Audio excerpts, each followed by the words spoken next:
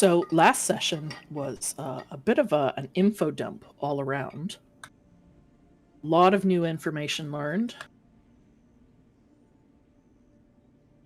with perhaps some new objectives in mind.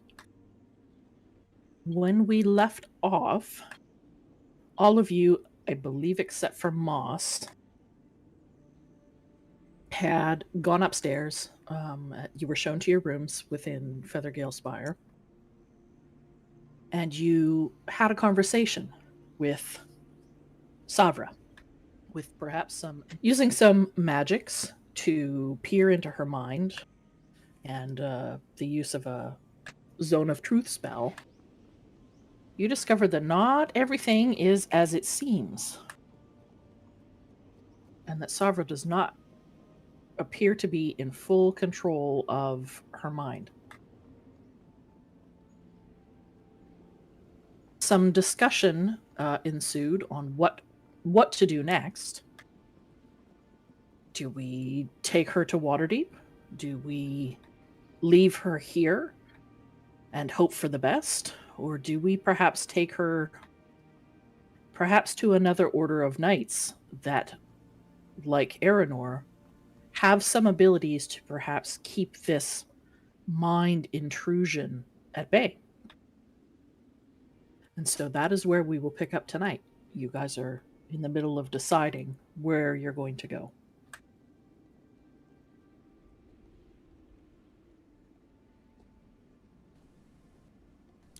All right. So, Starsha, Savra is under control of something.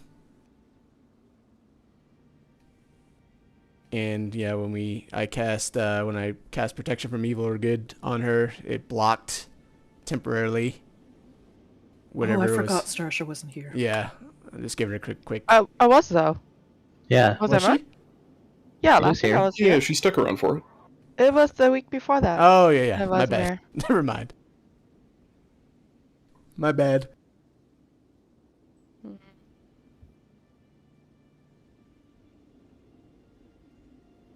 Dummy. Yep. Did she not ask us to do it again? Yeah, that if she is going to travel with you, or even if she's not, she knows that you can't keep it up permanently, that it only lasts a short time. And while she doesn't trust herself, because she's seen now some of the things that she has done, her mind whole once under this spell, and she has asked for you to... She's afraid of going back under, as it were, and never coming out again. So she asks that you check in with the real her whole mind, whenever you're able. And I think that's just the Protection from Good and Evil spell. I don't think that needed anything else, because I think I'd cast Detect Thoughts as well. But I don't think anything I did was actually necessary. It's just Aranor's spell. Aranor's spell is what seemed to shield her from whatever is going on. There were some dispel magics that flew around. There were some dispel We magic. didn't actually use detect dispel thoughts. magic. Detect thoughts. Yeah. Oh yeah, because I think I said something about you knew that detect or dispel wouldn't work. But yeah, the combination of detect thoughts, Zone of Truth, and Protection from Good and Evil. You've figured out that something sinister is going on.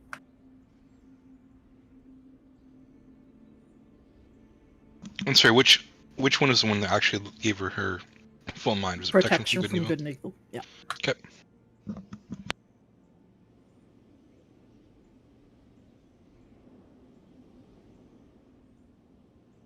All right. Well,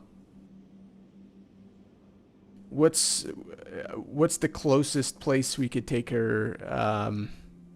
Waterdeep's too far. Mm-hmm. How far away is the tower of my order? Oh, the Knights of Tyr. Knights of Tyr, yeah.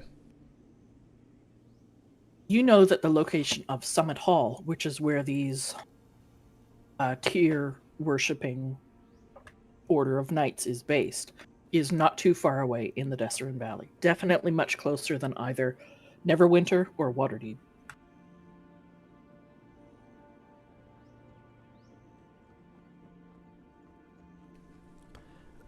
I think we should take her there. As much of a problem as I have with orders and societies, I think we could use a few more of you.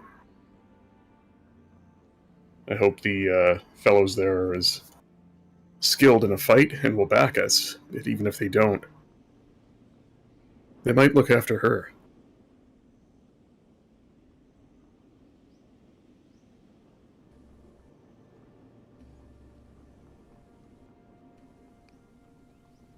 Sounds like a plan. Does anyone else have any objection to that? How far is this from here?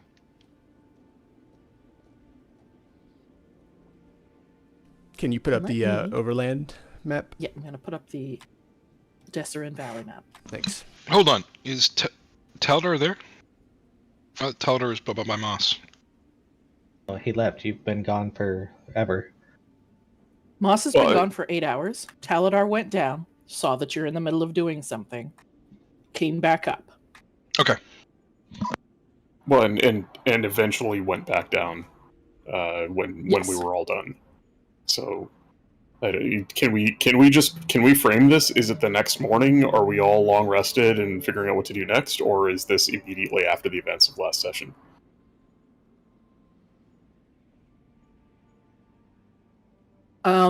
I'm going to say it's immediately after. Okay.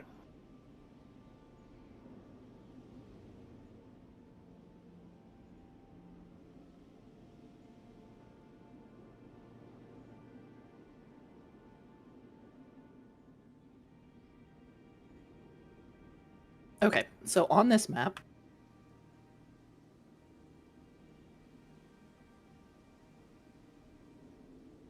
you are roughly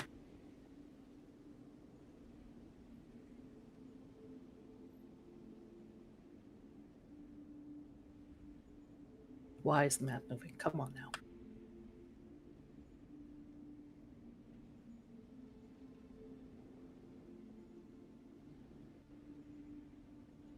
I gotta reload Roll20, hang on.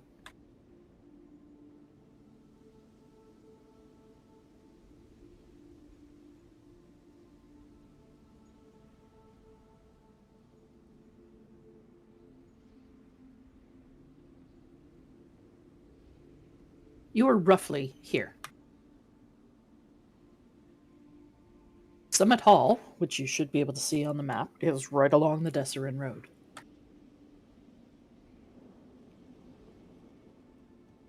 The easiest way to get to it is straight south from Belliard.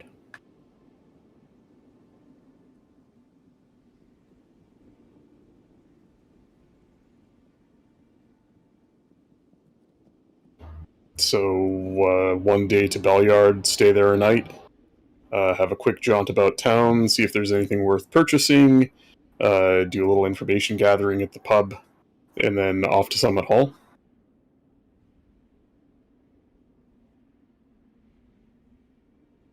Or do we ask for flying mounts temporarily and just fly there?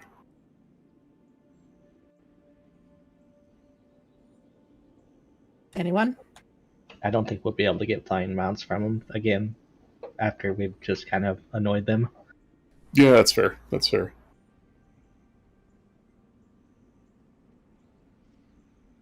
Wonder what would happen if I cast Protection of Evil on the Lord Commander. Yeah, I'm kind of wondering about that too. Yes. Do you have enough to do it tonight?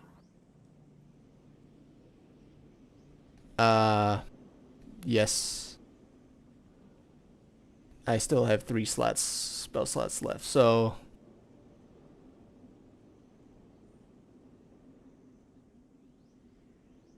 He did invite you to dinner, to Mhm. join the rest of the knights for dinner later on. He is slightly annoyed.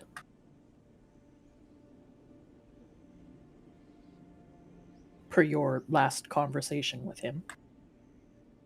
But is still, you think, accommodating.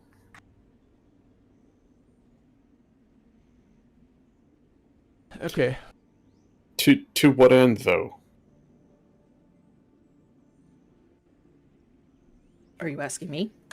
No, I'm asking Arnor. To what? What's the purpose? To see if he is also under some sort of control.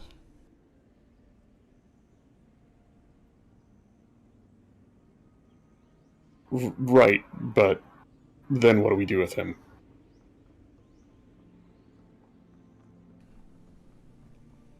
Hmm.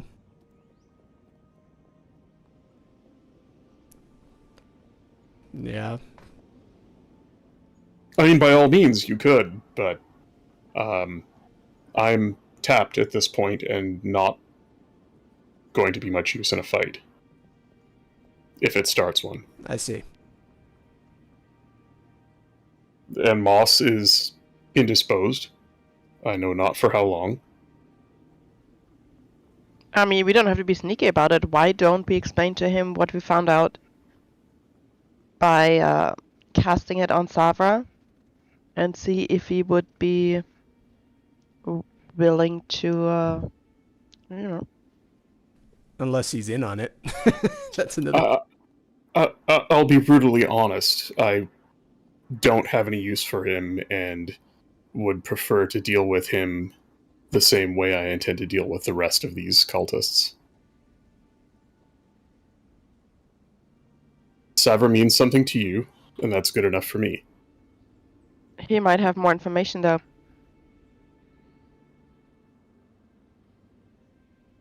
We've already offered to help them, to ally with them. What else does he have to give us? But if he's being controlled, he may not be able to give us this information. What specifically are we looking for?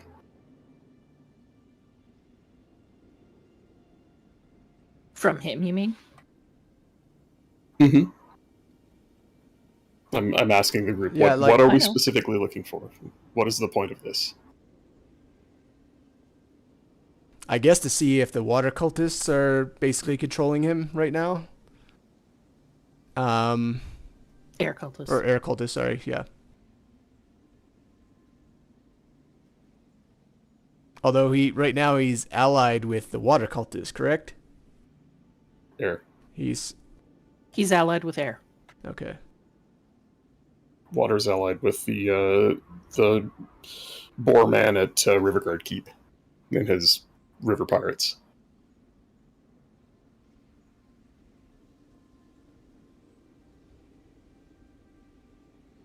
So the way I see it, your options are A, because you've spoken to him about it briefly, nothing too in depth. He does not like working with these air cultists, but he's doing it in exchange for power to do what he wants to do in Waterdeep and the corruption that he sees there. So, two outcomes are possible.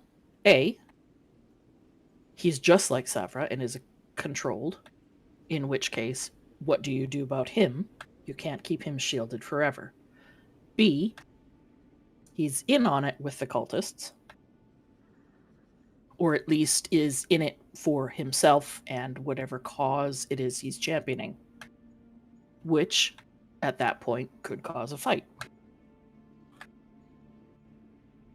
Those are the two options I see going forward, with him specifically.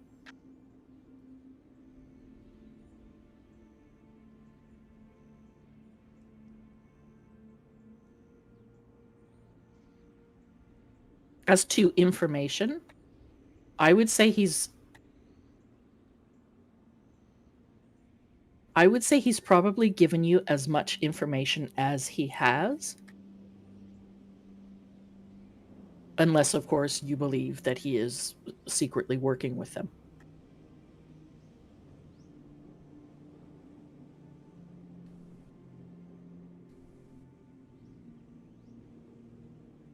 All right. Well, we can come back to that.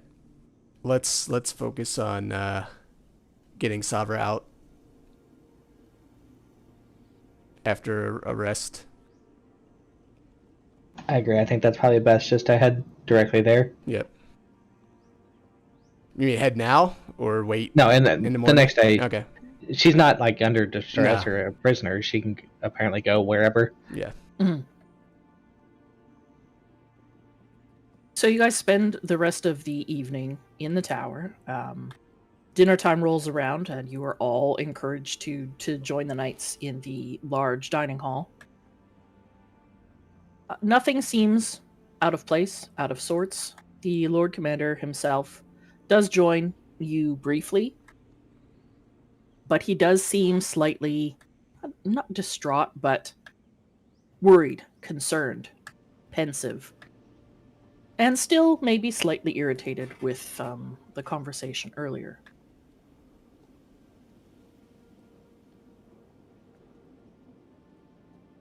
Are you going to ask permission to take Sabra with you? Or are you just going to abscond with her in the morning? Oh boy. I didn't think we had to ask permission. She said she was going to come with us, and that's good enough for me. I leave it to her to figure that out. I mean, Aranor even asked her if she was willing to go back to Waterdeep, and she said yes for a while, but she'd have to come back. So I feel like ball's in her court on that. I don't know. Taladar is going to go watch Moss while he touches grass. He's actually going to skip dinner. He'll let everybody know where Moss is and that he's going to go keep an eye on him, and he'll just go and sit at a respectable distance and transcribe his fly spell, and that's him for the evening. Yeah, there's benches and stuff. There's plenty of room for you to do that. So during dinner, Savra would mention to the Lord Commander that she wishes to travel with you for the next couple of days. She believes that she can help and perhaps see firsthand the effect these earth cultists they're having such issues with are having on the land itself.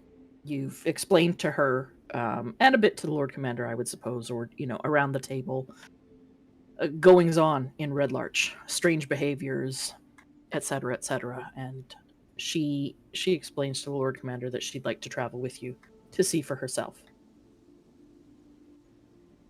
He agrees to let her go, but for no more than 3 days, as she has duties to tend to here. And unfortunately, at the moment, they have increased their patrols in the Sighing Valley and are unable to lend you flying mounts for your purposes.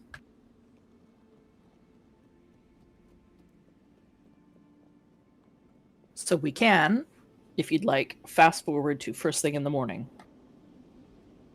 Unless there's anything anybody else wanted to do that evening. Moss will be indisposed for a total of 8 hours. You know, you prefer it to be to 1 a.m. Yeah. I'm good until the morning. Yeah, I'm good. Fast forwarding. Yep. Just transcribe my spell, 4 hours long rest, and see y'all in the morning. How long does it take to transcribe? I think it's an hour per spell level, so yeah, 3 hours. Oh, okay, no problem. Yeah, you only need 4 anyway. Okay, the Starshot, you're fine with that? Mm-hmm. Okay, so we'll fast forward to first thing in the morning. Dawn, finds you. Some of you a little worse from wear, after having spent a great deal of the night up, communing with nature. Moss, the 8-hour casting time of your spell completes. And what is it that happens? Well, the plants. Just link it. So plants are healthy and fertile and produce twice the amount of food for the next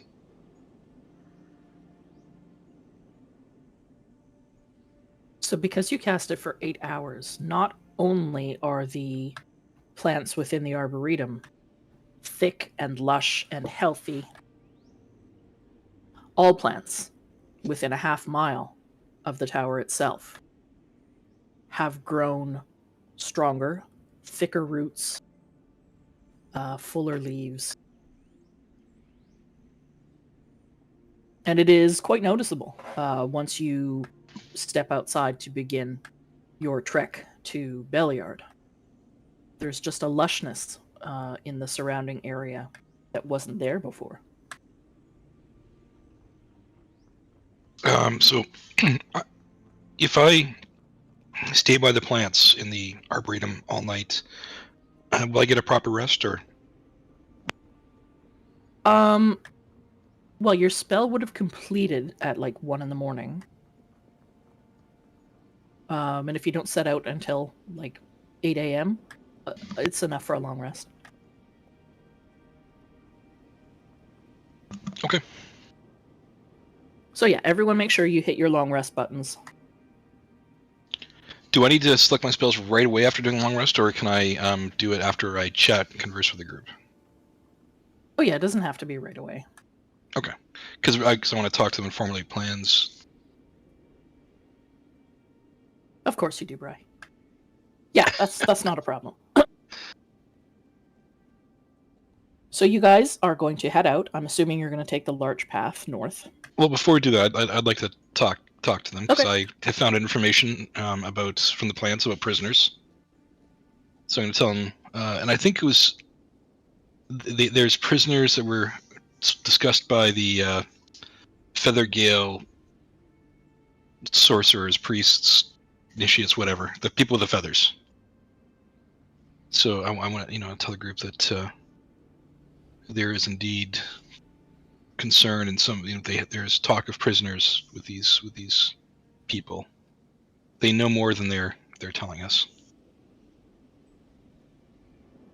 And I'm going to assume the group is going to relay information back to me about everything they've learned.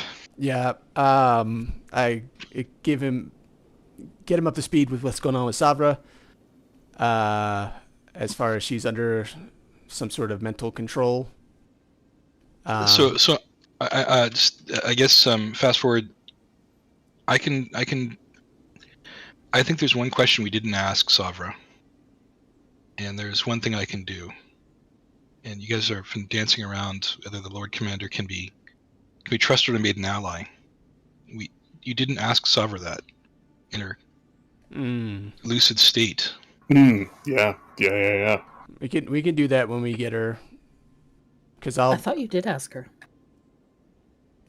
Whether the Lord Commander could be trusted, like whether he appears to God, be I wish freely. we recorded it. I couldn't. It wasn't on the end. I don't remember. I know you asked her something about him, but I don't remember. I don't remember asking about that, but Mm. I don't remember yesterday, so. And so I'm also go further. If you look at his actions, his will to dominate, his focus on Waterdeep, I don't believe he's under the control of something. I think this is of his own volition, and he's not going to be an ally to us.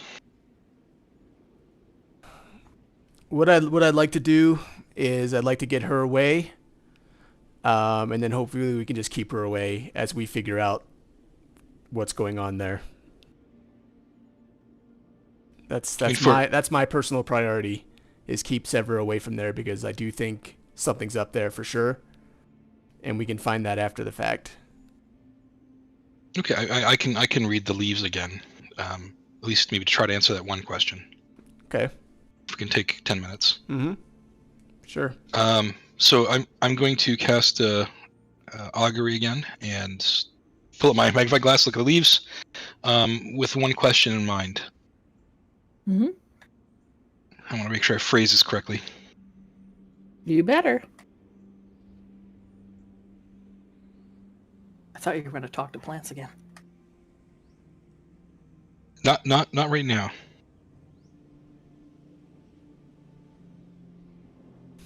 Gotta save that voice for a special occasion.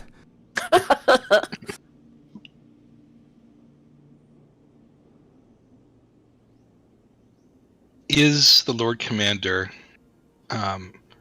acting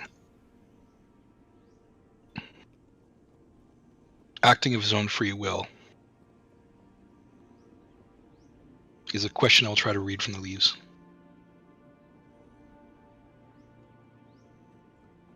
And Augury, I'll give you the spell.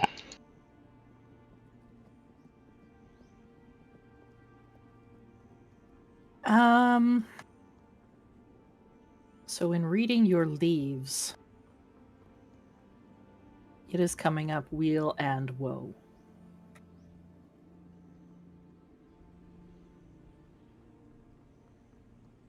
Well, that's interesting. That sounds almost exact. That sounds like what Savra's going through.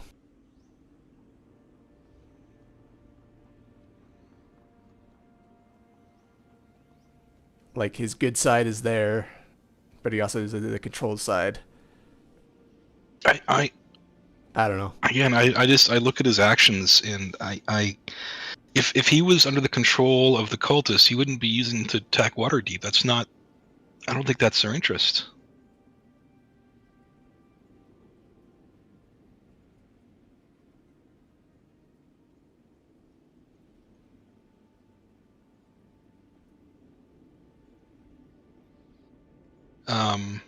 Before we set out, maybe I'd like to ask Savra myself. I think there's plenty of time during the travel to ask anything you want. Sure. Yeah, I mean, you guys are going to take a day to get to Beliard. Mm-hmm.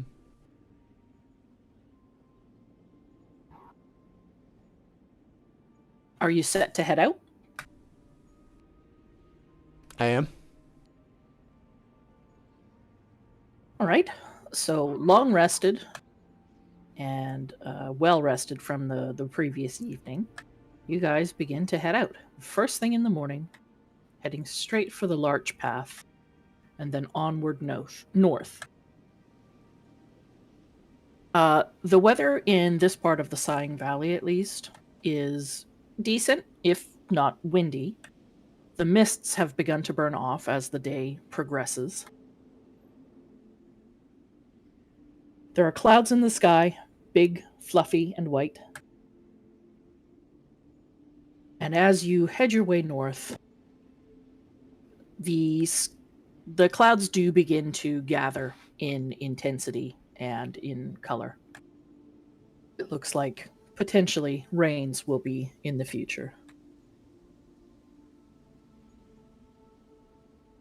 You make good time heading through the Somber Hills. Everybody give me a... Actually... Moss and Aranor, give me a survival check.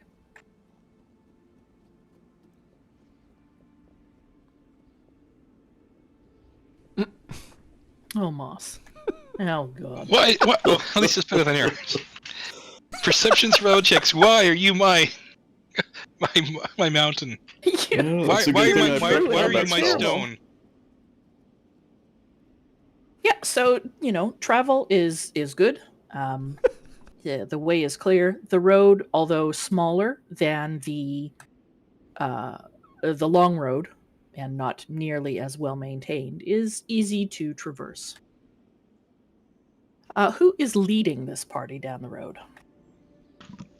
At the risk of annoying everyone, I'm going to say Moss is. Okay. Moss, give Unless me anyone objects. Go for give it, me a Moss. perception check. Come on.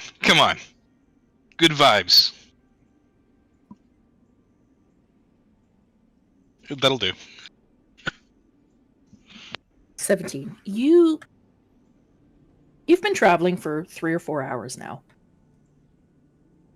And you can't help but notice that in the past 15, 20 minutes, it feels like the Earth has become less stable. There's no hard tremors or ground-shaking movement, but your affinity with the land. Something is not quite right. Do I sense any kind of direction from the source, or You seem to be getting closer to it. You feel like there's probably something just up ahead. And I warn the group that my sensations. I'm not sure what our choices are. There's either we cut around, or we turn back, or we walk forward.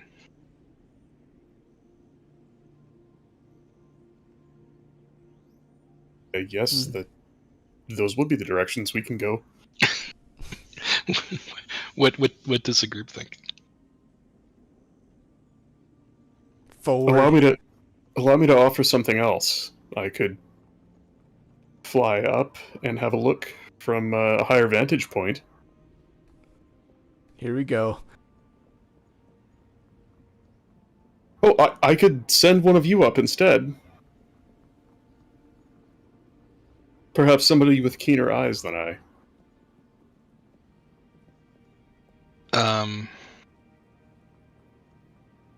Or better dice rolls. I mean, Moss could just wild shape into something. Can't he, right? though? Well, I can wild shape into something, but I can't do something that flies. Hmm. Although I have another option, which I've not used yet, and I don't know the details of how it works. There is What is the option? the wild shape alternative, wild companion. Mm-hmm. That's a lot of text. Oh my god. No, that's not even the right one. Shoot. Sorry. I was trying to figure out how this works, Dark, and I didn't really. Can I use that to create a companion that can fly and scout things out? Yeah, you literally, if it says you can expend, if you cast the Find Familiar spell, then just go look at the Find Familiar spell. But It's- can Yeah, familiar tell me like what they see or whatnot. I'm not quite sure how that You works. can see through their eyes. yeah, Okay. the spell describes it to you. Can I get a flying creature from that? I'm not even sure what creatures I can use. You just need to use anything from the Find Familiar spell list. Hang on. Okay, let me. Sorry, I should have figured this one out already. Brian, I've been looking at the spell. I'm just going to paste the text in for you from the relevant portion of it.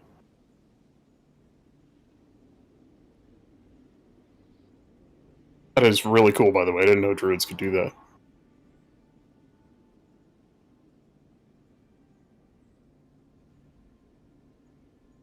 And I'm glad you have it, because I've been trying to figure out how to get my hands on that spell so that somebody in the party has it. But if you got it, that's great.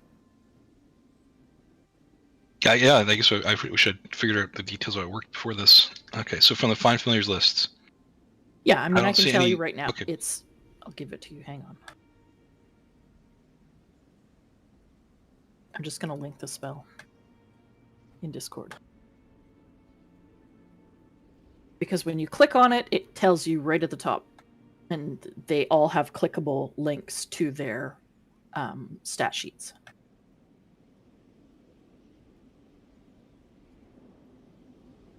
So yes, the short answer is yes, you can use your wild shape affinity to summon a spirit animal that could fly. So I will summon a hawk. Okay? Hawk has speed 10. Oh, fly 60. Got it. I'll summon a hawk and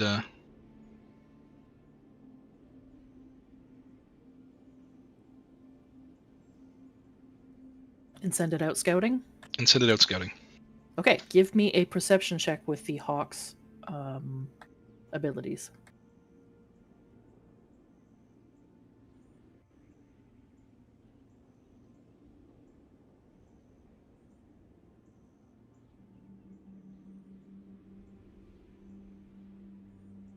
Hawks have advantage.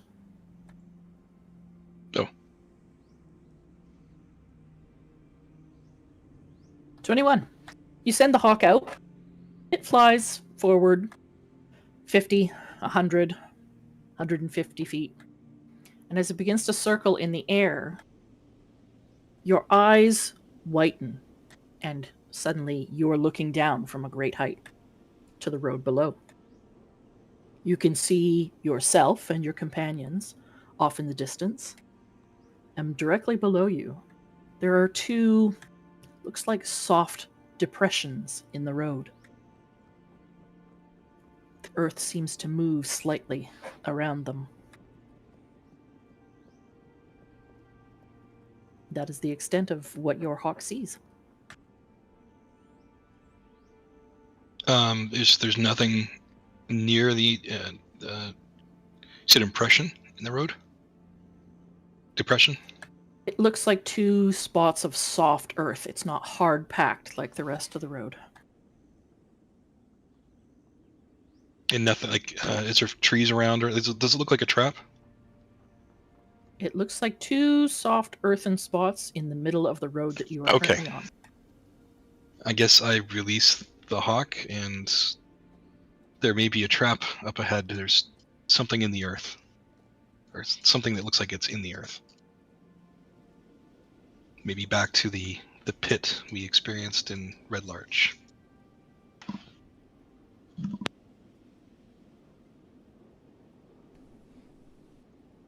All right.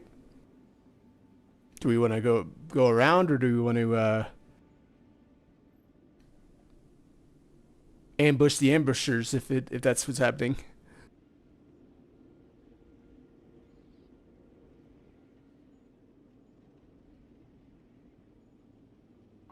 While you guys are having this discussion, Nope. Starsha and Taladar give me a perception check. But why? They're always bad. Oh, damn. Ooh. Starsha, Oh, damn. you and Taladar Donkey. both are beginning to feel that sensation that Moss felt. It's like a slight tremor, like the earth is not right. In modern times, it would feel as if a subway was perhaps passing deep below. We should make Starsha- haste. There's something Starsha wrong. turns around to see, as you are discussing your next moves, Oh, boy. that these earthen spots that were off in the distance have now appeared much closer to you. Mm, And I'm going to pull up the tracker, To the hills! and everybody is going to need to roll for initiative. Ah, gosh. no. Put up a battle map so we can click Yes, on I our am. tokens. I am. Hang on. Too slow.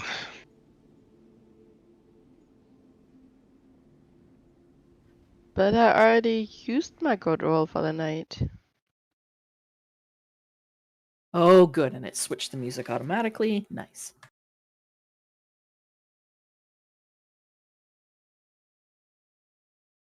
Spiders.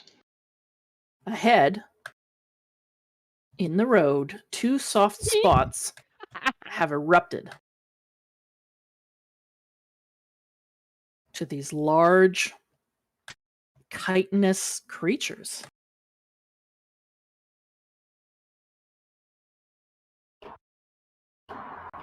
Oh, where did my tracker go?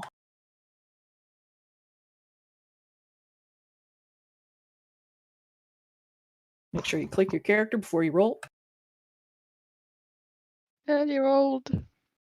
I don't see character. I don't see our characters. Ah, ballsack. Hang on.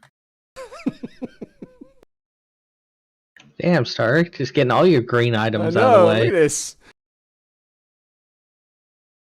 I just like seeing that dragon. Nope, not Tox.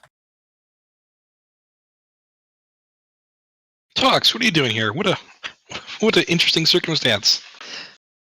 Is a circus nearby? Took a detour. I don't want to re-roll. I had such a good roll. You don't have to. You don't have to. That's fine. I will just put you in.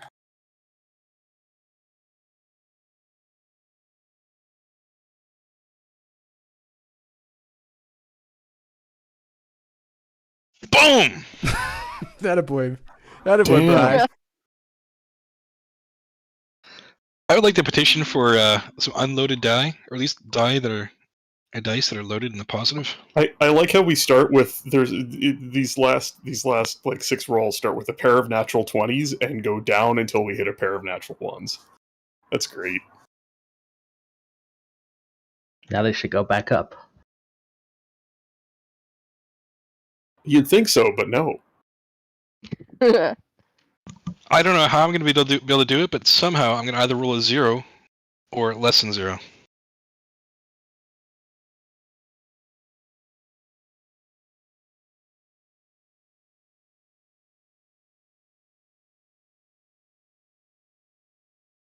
Yeah, that's what I thought they were.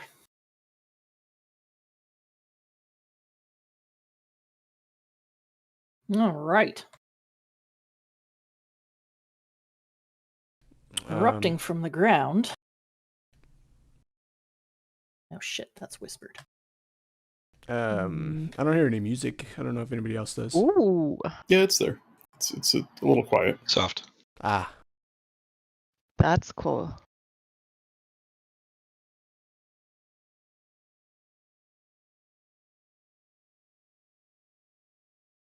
So you should be able to see it in chat.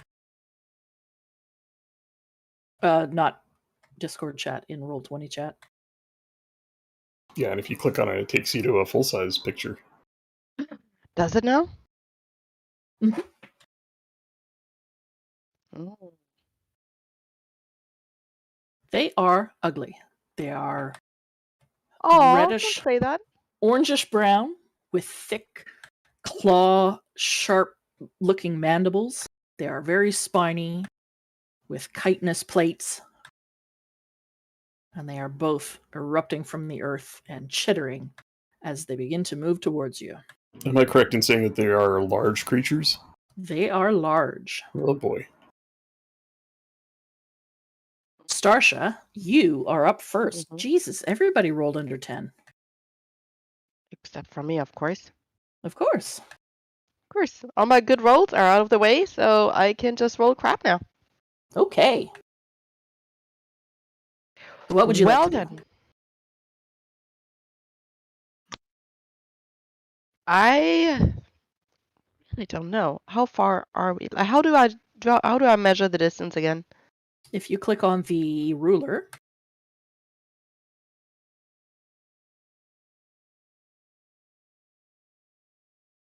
Oh, they're really far away.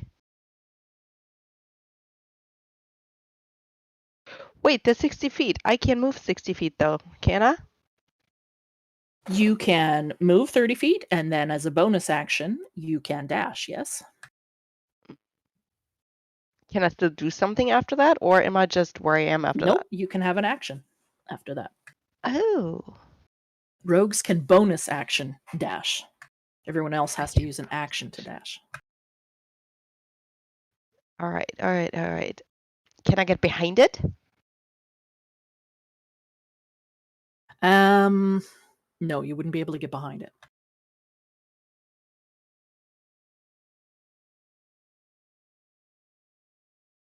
You could get beside it, but you can't reach to get behind it. That's 70 feet. Mm.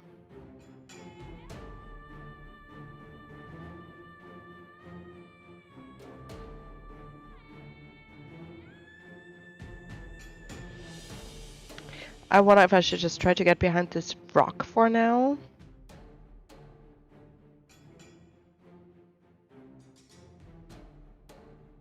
And then surprise it on my next turn. Yeah, or you could move up to another rock. Like you could move behind the rock and then bonus action hide. Yeah, maybe I should do that, because honestly, what good does it do me if I'm the only one who's up there with those two bug things? And they will both go before the majority of your team. Yes, they'll just eat me.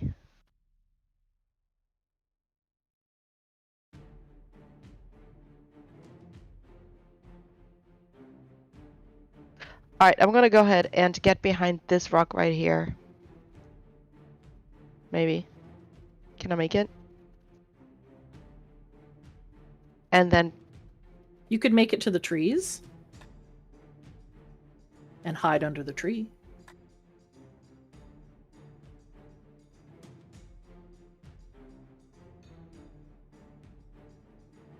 Yeah, let's do that. Okay, go ahead. You got to click back on the select little arrow to move.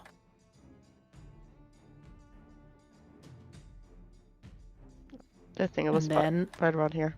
you're going to bonus action hide. Yes. So roll me a stealth.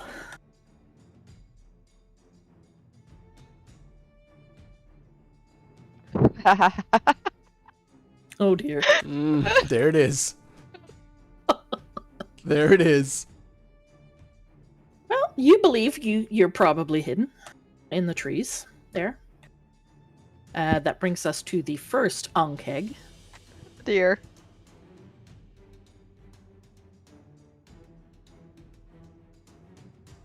Maybe they don't see well.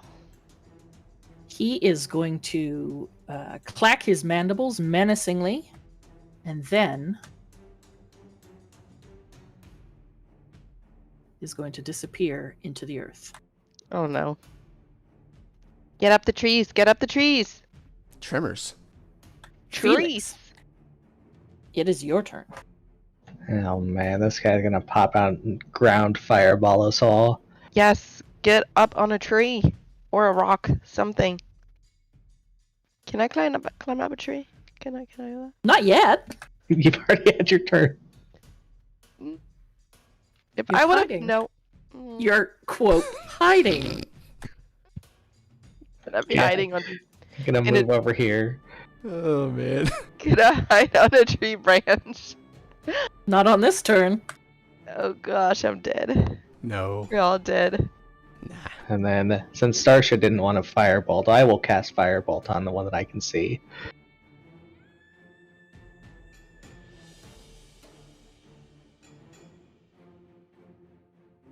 The closest one, okay.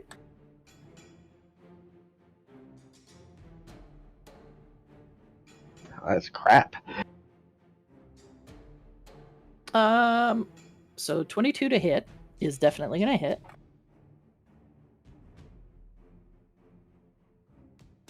Okay, 8 points of damage. That'll be my turn. All right.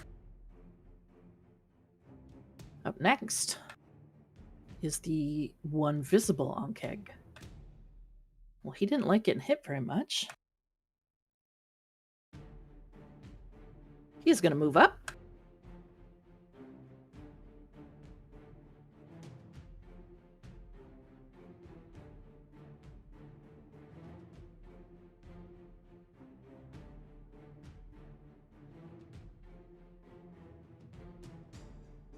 And he is going to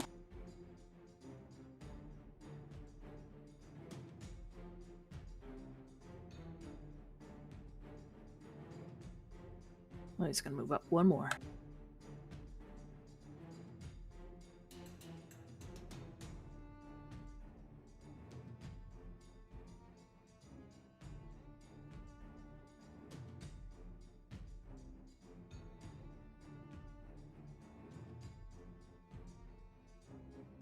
Does not seem to see the elf in the trees to the left of him, or he's choosing to ignore her.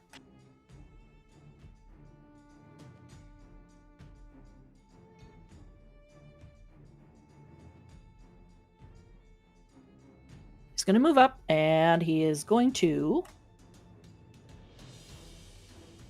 hiss menacingly at you. And that is going to end his turn. Aranor, it is your turn.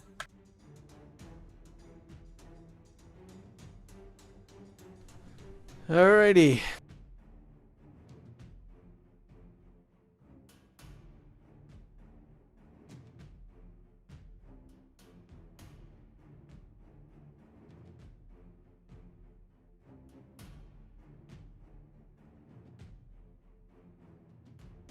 $30.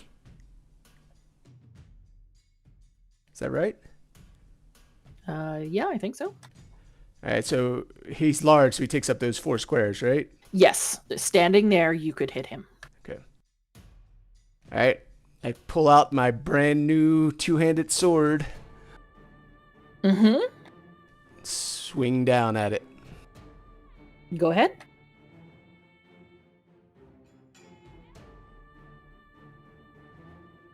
Well, that is definitely going to hit.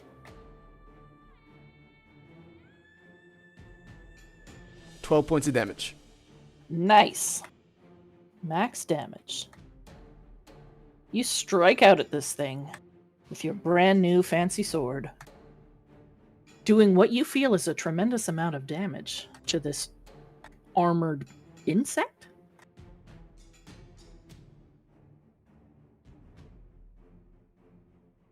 All right. And that is your turn. Yeah, that's it. Taladar, it is to you. Taladar is going to use a bonus action to invoke Blade Song, drawing his thin blade and waving it in a hypnotic pattern about him. He is then going to advance. Sorry, I'm tinkering with the new user interface Roll20, so it's going to take me a second here. There's a new interface? Mhm. Yeah, I got an option to opt into it, so I tried it. He's going to move to here, and he will, just for funsies, let's cast Lightning Lure as his action. I need the creature to make a DC 15 Strength saving throw. So Taladar whips his blade towards the creature, and the blade arcs with lightning, firing out a whip made of pure lightning at the creature. He rolled an 11. The creature is pulled 10 feet in a straight line towards me and takes 2d8 damage. 9 points of lightning damage. 9 points of lightning damage. And that is my turn. All right. That brings us to Moss.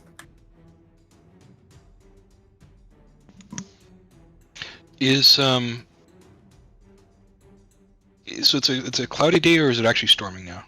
It is a cloudy day. So it's no, not- it's so- no rain yet. Yeah. Okay. So no bonuses to lightning if I wanted to use it. Nope, not yet. All right. Well, I don't know if I want to do that anyway, so I'm just going to gesture towards the spider thing and whisper a word of cold and cast frostbite. Okay. So that is a con 14 save. Con 14. Okay. Oh, they got a 15. Those shells, man. Mm-hmm. And Does it take I've learned my half or lesson. anything?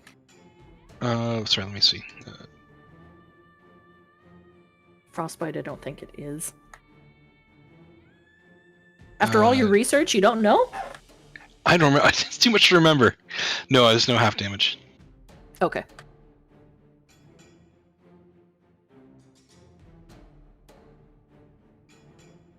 Is there anything else? Yeah, I've learned my lesson. I'm gonna move away from the big annoying monster. I guess I'll just move back to, let's see, where's I?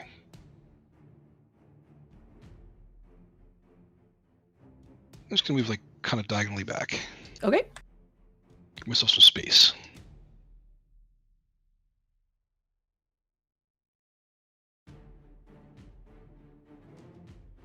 And as I learned before, if I run off the map, then I'm free, so I'm close to just YOLOing.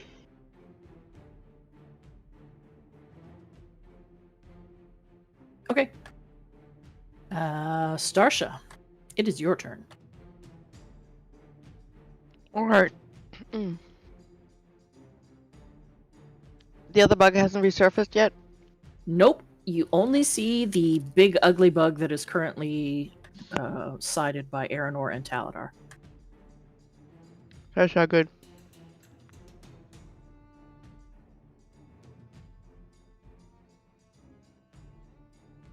Can I sneak attack it? Yeah, you could definitely come up behind it. You would be flanking it with Taladar, so you would get your sneak attack. And advantage. Mm-hmm. I like it. And actually, with sneak attack, regardless of flanking, as long as one of us is also threatening it in melee, you'd still get at least the sneak attack damage. So you But can you go want- ahead, move You up want that behind it, flanking. roll advantage. Oh, how do I roll that? Well, you're going to roll to hit with advantage. So you hold down shift.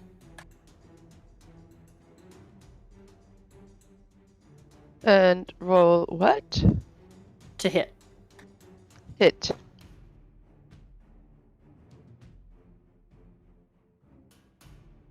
You say all these things to me. I don't even know where to roll that. Let me look at your character sheet. Please do. Instead of firebolt, click on your dagger.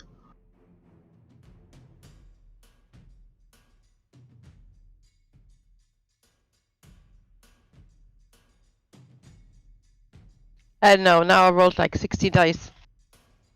Mm-hmm.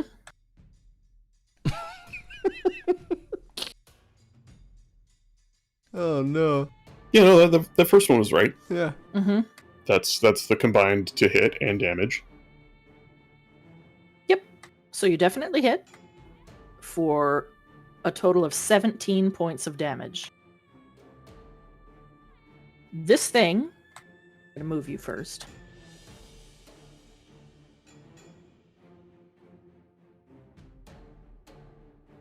Is now looking extremely rough. Oh good, I thought you were gonna say extremely unpleasant. Well, it does look unpleasant. But it is looking very rough.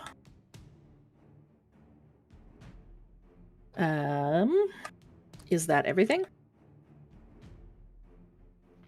Is there more I can do, or?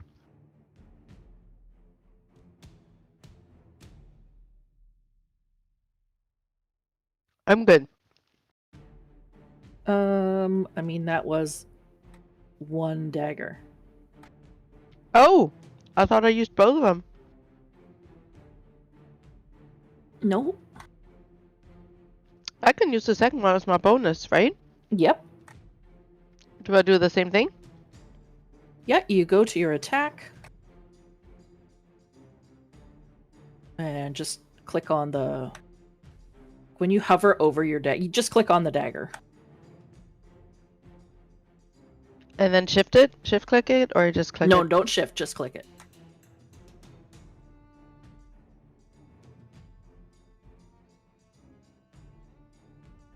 That is going to hit.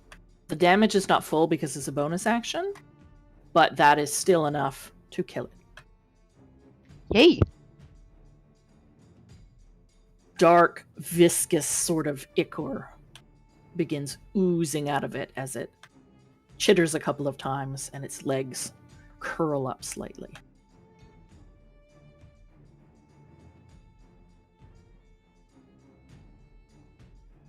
All right, that is your turn done. Now to the hidden Ankeg. Erupting from the earth, much closer than it once was,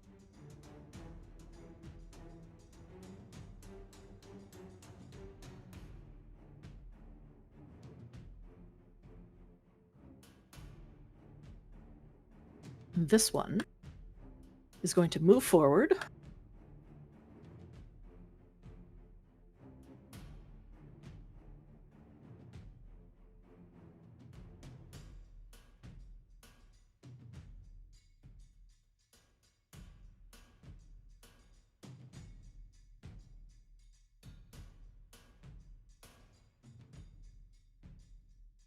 to about here.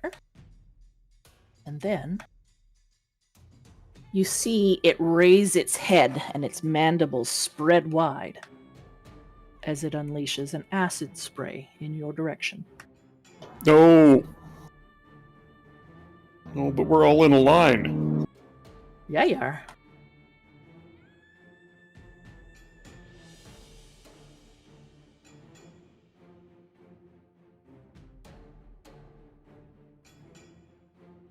That's gonna hit all three of us in it. Yep. I need from Starsha, Aranor, and Taladar a dexterity saving throw.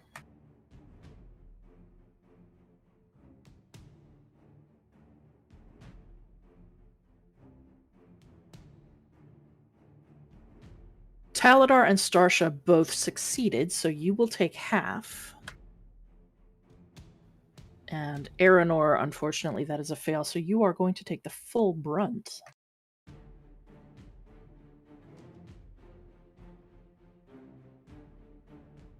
Aranor, you take 11 points of acid damage. And Starsha and Taladar, you're going to take 5 each.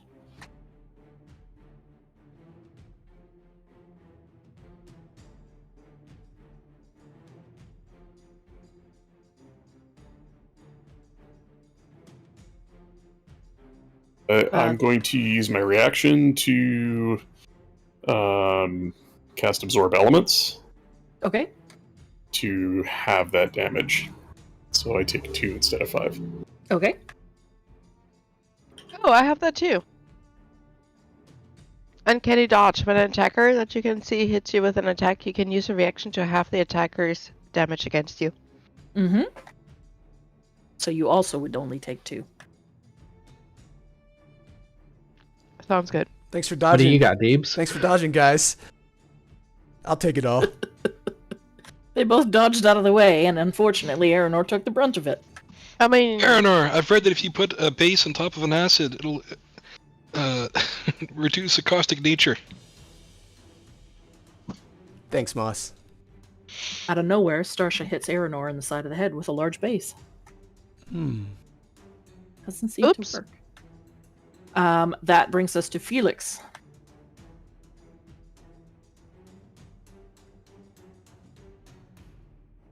I will cast Scorching Ray at this thing. Okay.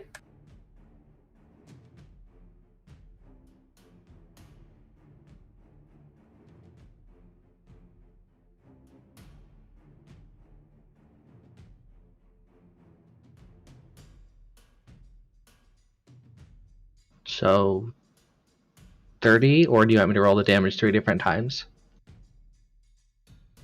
No, you can do it that way. That's fine. Holy crap. Good lord. 15. Yep. 15 just hits. 30 points of damage. 3 searing bolts shoot out from Felix's hand, wand, fingers, streak across the sky, and impact this thing right in its ugly, ugly face, doing a tremendous amount of damage.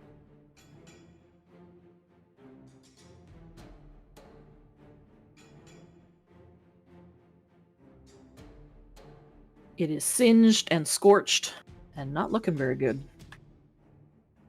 The other Onkeg is dead, so that brings us to Aranor. Okay.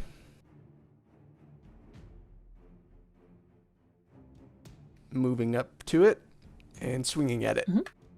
Okay, go ahead.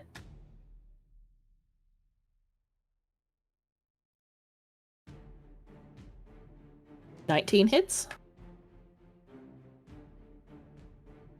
12 points of damage. With a mighty cleave, you sever this thing's head from its body. Yeah.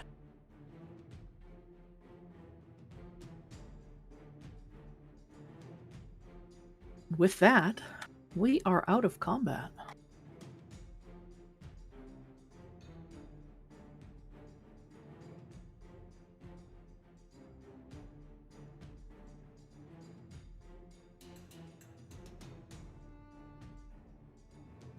Well, these are new.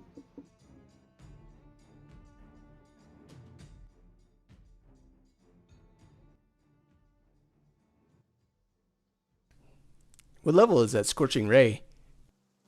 2. Damn, that's strong. I could have been a dick and made him roll it individually. You're supposed to roll 3 times. But that sucks. What if the other 2 had been 1s? It's the way the cookie crumbles.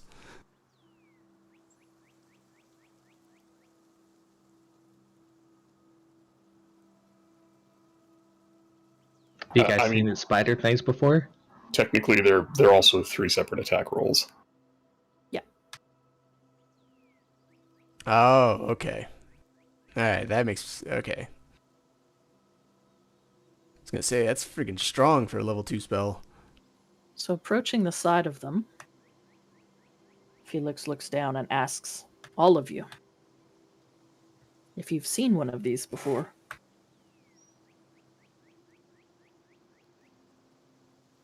I don't know. Have I seen one of these before? How do I know? Make a... Everybody can make a nature check.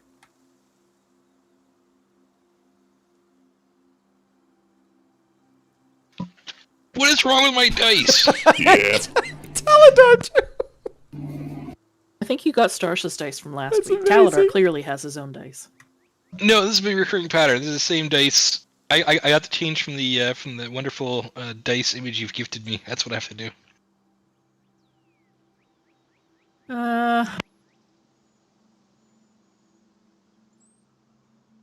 Did somebody not roll? Oh, I guess Felix didn't roll. No, I didn't roll. I don't know what they are.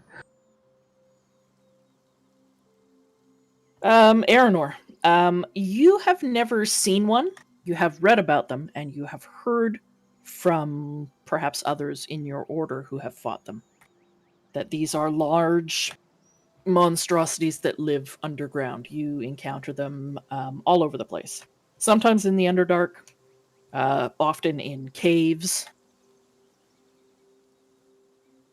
Usually relatively deep beneath the earth.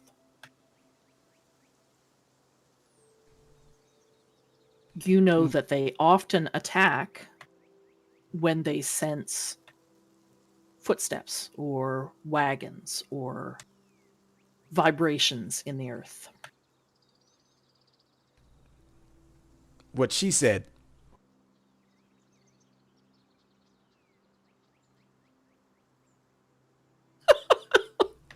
There's some pretty big cockroaches. Oof.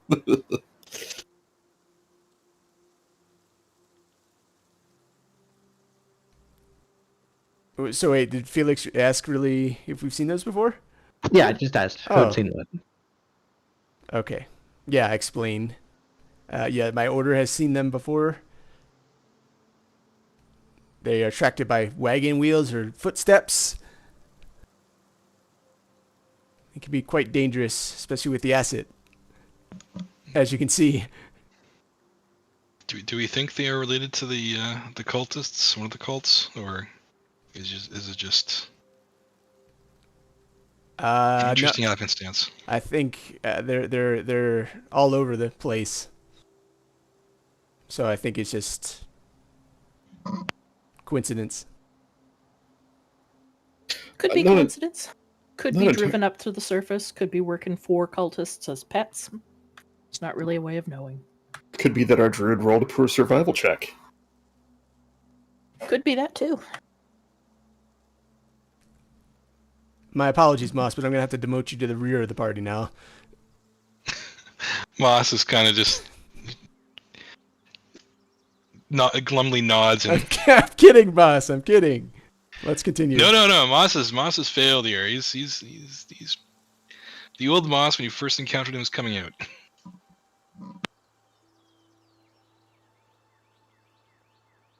So brushing the combat from your armors, you straighten yourselves up, perhaps wipe your weapons clean. Gather yourselves up, and I'm assuming continue on your way? Yep.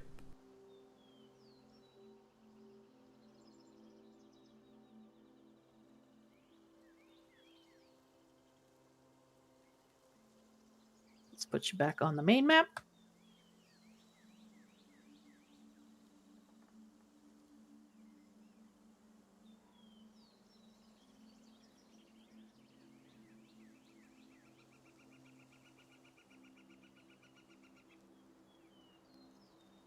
As you continue on down the large path, the smell in the air changes slightly. The breeze has picked up somewhat, and the clouds continue to darken above you. Soon the hills even out more as rolling plains of grasses greet you. In the distance, you can see that there is a split in the road where the larch path meets the stone trail.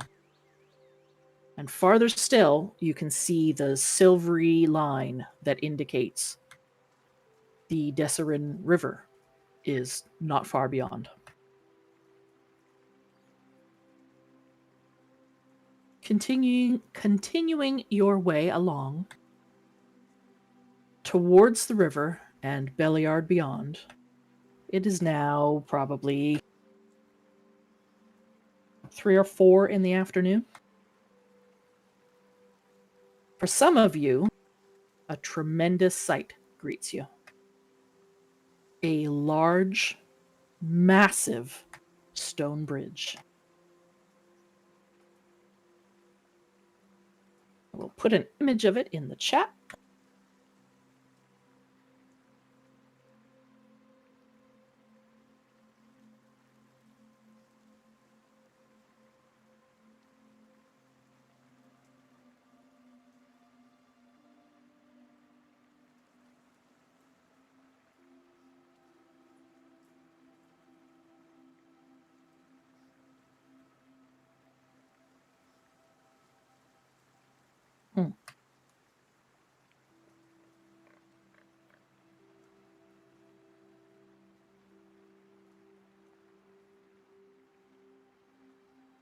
Discord if it's Nope, easier. I'll have to put it into Discord. Yep.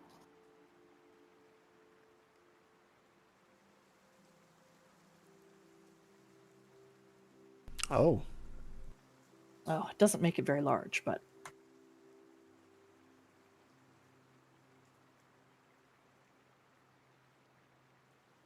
Stonebridge is exceptionally large.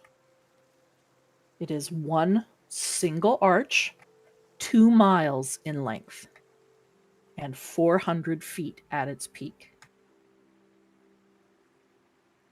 It is roughly 6 paces wide.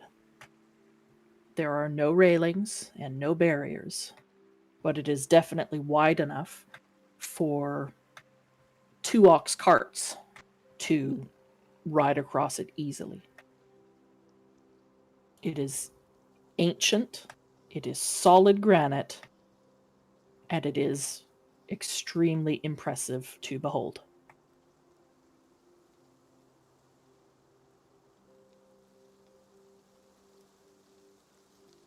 Does anyone speak Dwarven?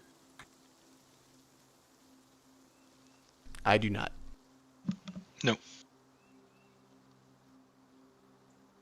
I have No. Dwarvish.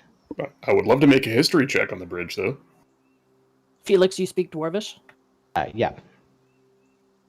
Yeah, you know at first glance that this is definitely of Dwarven make, and some of the runes carved into it, you can make out, and it looks like it is also a temple to Moradin. You can see his name inscribed on it, some short Dwarven prayers and glyphs marked into it, faded slightly, but Dwarven craftsmanship is unparalleled. And this massive structure has stood here for hundreds, if not thousands of years. Tyler, give me your history check. Would I know anything, like having lived close to the area? I assume I've traveled this far and just wanderings before. Do you think you would have read about it in your books? You've probably seen Possibly. it before, But unless you speak Dwarvish, I wouldn't think that you would know. Okay. Taladar, you definitely know. You've read about it. This is your first time laying your eyes on it, but you've read about it. Let's see what I can give you. It was originally constructed to link the ancient halls of the hunting axe to another long-lost dwarven stronghold. It was the site of a large fight between the founder of the dwarven realm of Besselmere and a hill giant. Pointing this out, Felix would be able to tell you that there is indeed some writings marking Torhild's death at the site. Just based on the picture that you sent us, this thing is it's a marvel of engineering from what I can tell. I mean, this is Yes. it's impossibly long, Mhm. and you know, as wide as it might be to us, it, you know, for what it is, it's quite narrow. And There are no central pillars holding it up Yeah. in the river. It is just one massive arch. I think Taladar is silent in awe at the sight of this construction.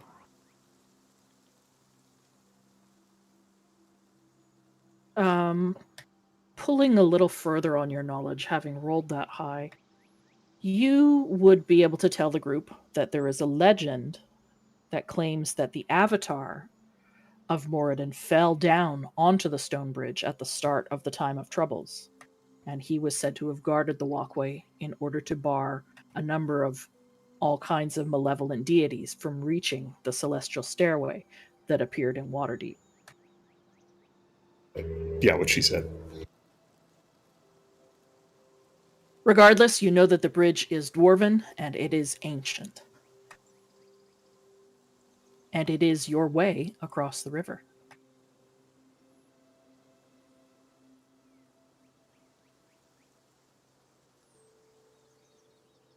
There is a gentle incline leading up onto the bridge proper.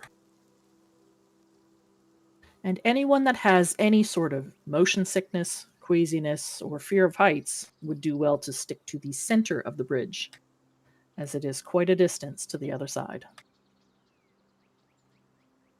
Again, there are no handrails, no barriers between you and the waters of the Desserin River below. Thankful I prepped Featherfall for today.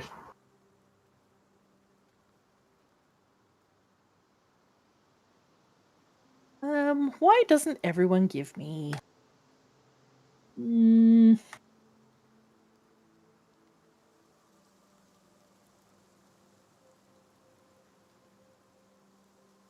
Let's do acrobatics. Because I Time to know die. Deeves will love it.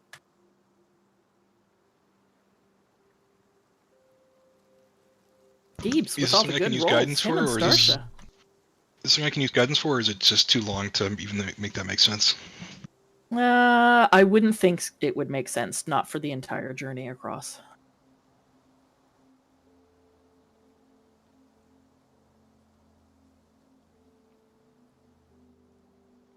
Starsha, you're normally very nimble on your feet, but for some reason, maybe it's the sheer scale of it, or its height in the air, you don't feel so sure of your steps, and so you sort of almost stay low to the ground and stay to the very center of the bridge.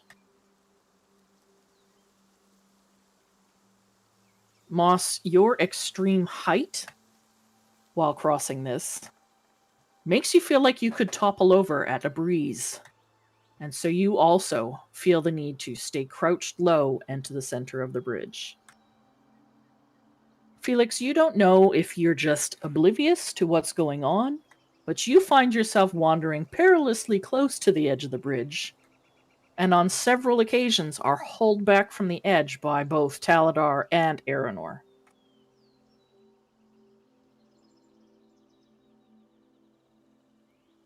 It takes a good half an hour before the other side is reached, and a slow, gradual decline leads you to the other side and back onto the stone trail.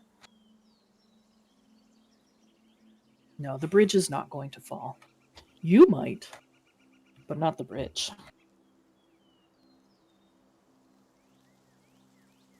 One by one, you make it across the bridge and safely down on the other side, perhaps stopping for a few moments to catch your breath, calm your nerves, before you continue on to Belliard proper.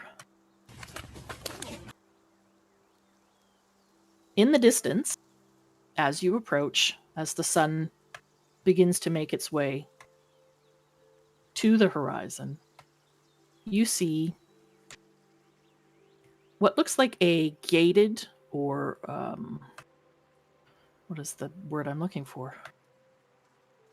Not fenced, walled town that you know to be Belliard. Let me bring this map up. I did this one different.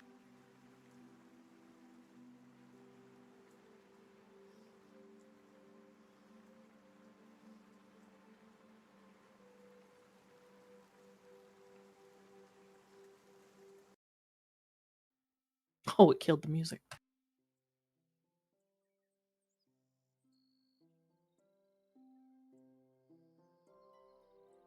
Did you draw this with Dungeon Draft? Yes, Cool. but I used a different tile set. Yeah, looks good.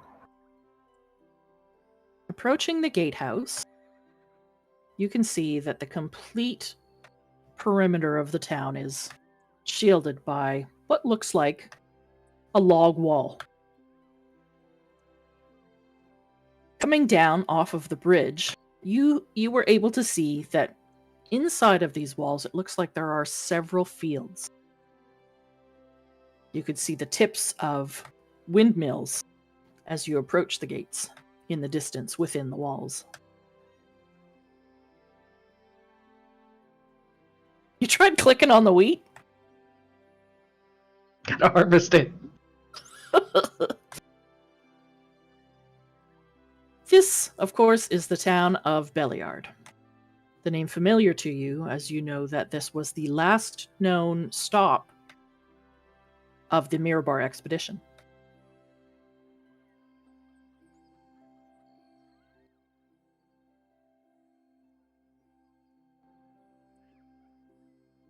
The sun falling into the horizon is casting golden rays across the exterior as you approach the gates. They are wide open. It does look like there are a couple of guardsmen standing either side or in the towers beside the gatehouse. They give you a nod as you approach, and you enter the town proper. What would you like to do?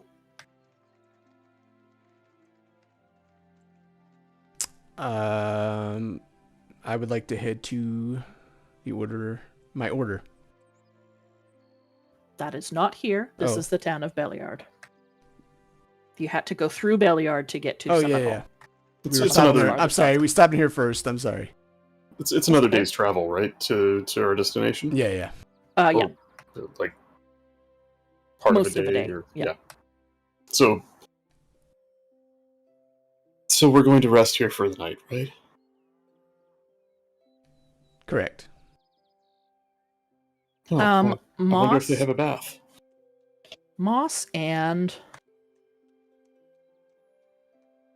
Taladar, make a history check.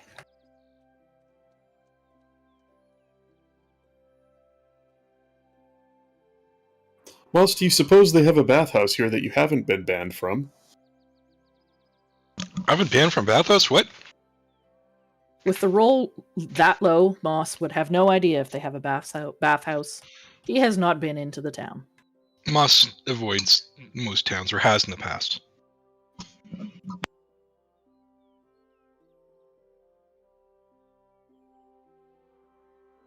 So, none of you having been here before, one of you walking through the town, you would see that there are a lot of homesteads.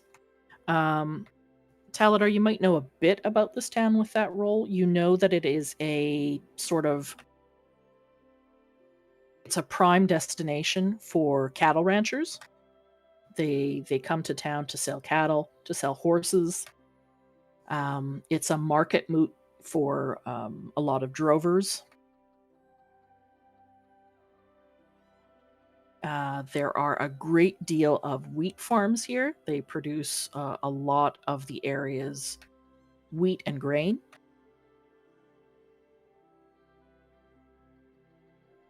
As you move through the town, perhaps looking for a place to spend the evening, you see that it is home to a tanner and a smith, a handful of horse dealers, and trainers. There are extensive stables in town, a large inn that is quite well known in the area, known as the Watchful Knight.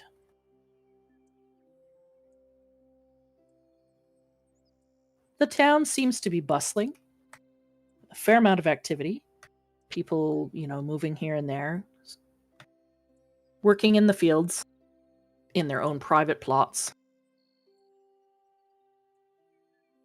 When at last you pull up short outside of a large inn.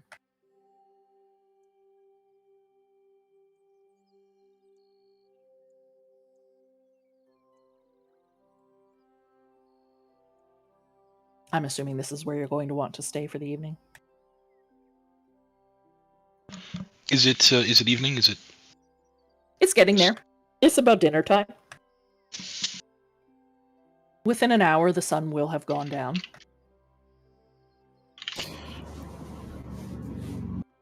I think perhaps rooms are in order, and then a quick stroll to see what merchants might be in town, and then a meal.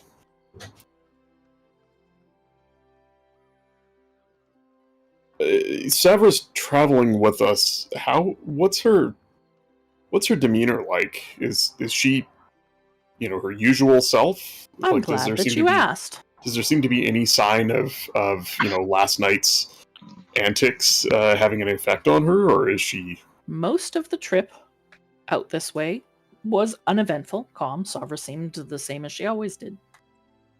The farther you've gotten from Feathergale Spire, the more anxious she seems to have become. And now, having arrived in Belliard, she seems to be almost constantly, her eyes are drawn to the road behind you, looking back in the direction that you know Feathergale Spire to be.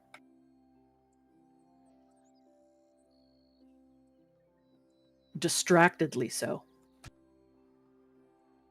I like to think Taladar's just been quietly watching her all day, in his sort of, creepy, observant way.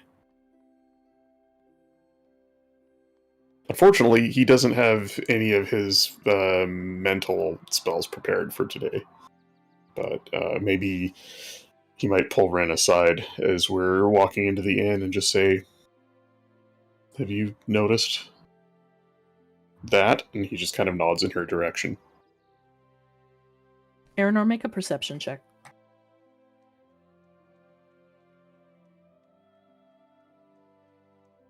You notice when you look at Savra that she is fidgety. She keeps twisting her fingers together, fiddling with bits of her armor, and she always seems to be looking over her shoulder, back the way that you had come.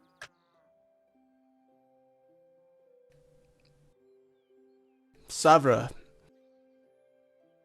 Yes. what's on your mind? I'm not quite sure. You seem a bit anxious. I can't help but feel like they need me back at the tower. Perhaps I should not have come. I kind of glance at Taladar. Perhaps another protection might be in order. For now.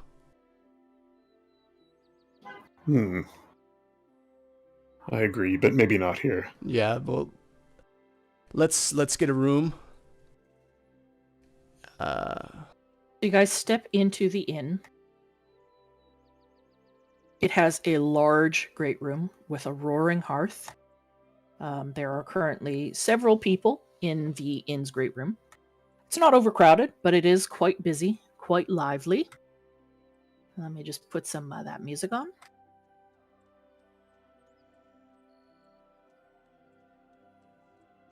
We're gonna have to keep an eye on her all night. Yep. Yeah. Luckily, you have 2 elves that don't sleep. Mosh just reaches into his pack and pulls out some rope. And that.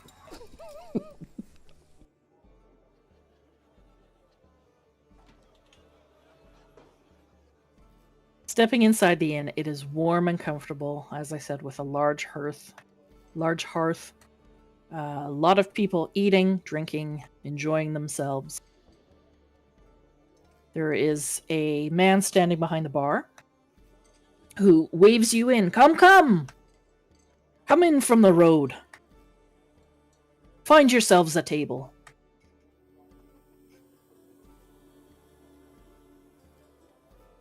As you approach a table, a man comes over from behind the bar. Welcome to the Watchful Night. What can I get for you?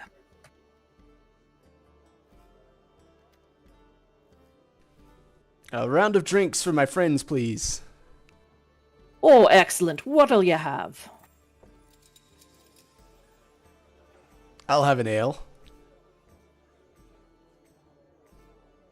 And yourself, miss, he says to you, Starsha. Yes, I'll have one too. Very good. 2 ales. You, sir, Madam Knight? Wine for me, thank you, Savra says. Right. Anything for anyone else? Just water. Same. I Wha- prefer to keep my head clear this eve. I'll have a wine as well. Very good, very good. I will let you know that lamb stew, as well as a baked salmon, are on the menu for dinner tonight. I'll go and fetch those drinks for you forthwith. And he scurries off to the kitchen. I would like to take this opportunity to break for 5 to 10 minutes. Okay. Sounds good. All right. I will be right back. 5 to 10 minutes, go.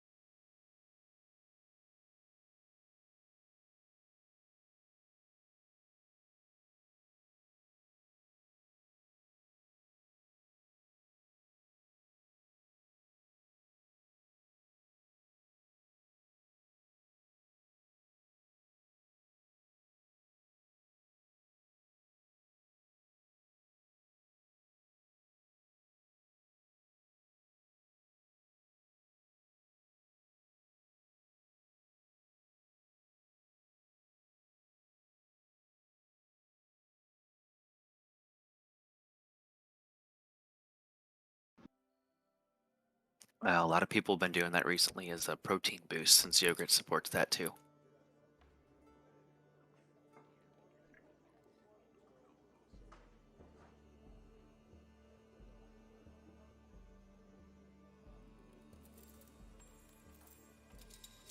I'm gonna be honest, I didn't realize anyone else was in here. What's up, Cyril?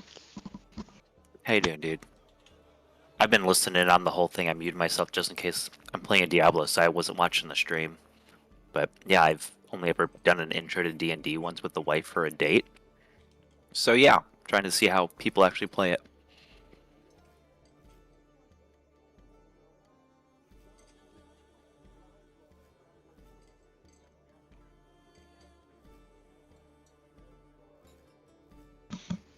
Don't do what I do. That's the thing I can say.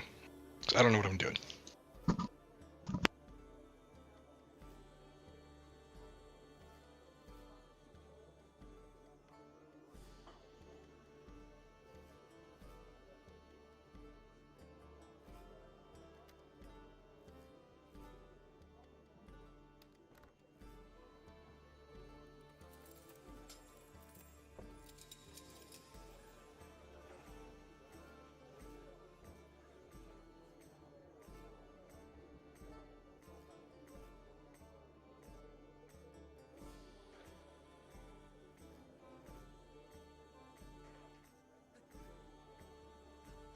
Oh, I'm back. Sorry about the delay. Welcome back.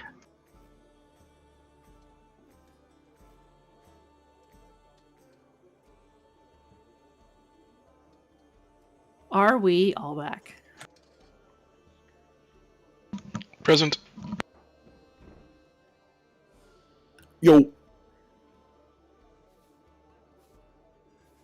Starsha.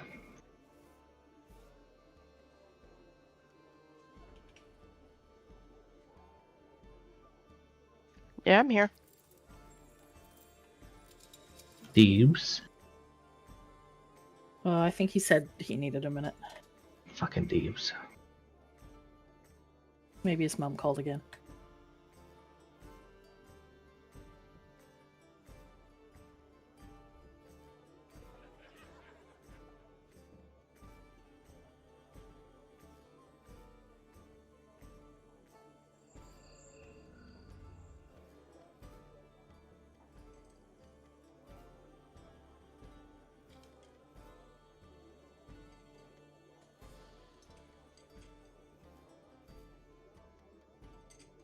We'll give him another minute and then we can start.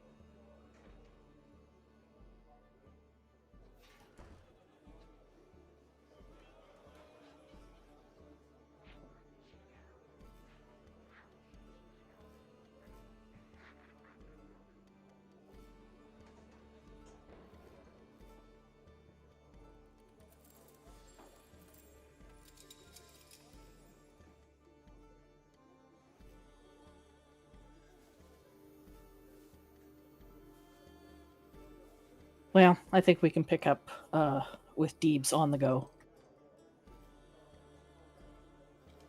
So All for right. now, you guys are sitting inside the inn, gathered around a table. The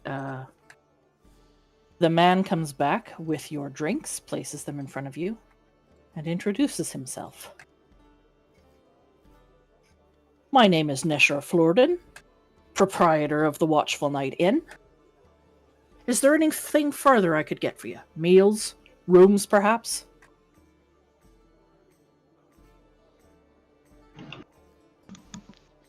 I think we'll Rooms be would be good. staying the night. Ah, rooms then. All right. I've got a fair few available. Town hasn't been quite as busy as it once was, what with trade in the area drying up. The Mirror Bar delegation going missing was a bit of the last straw. Everyone's afraid to travel the roads nowadays.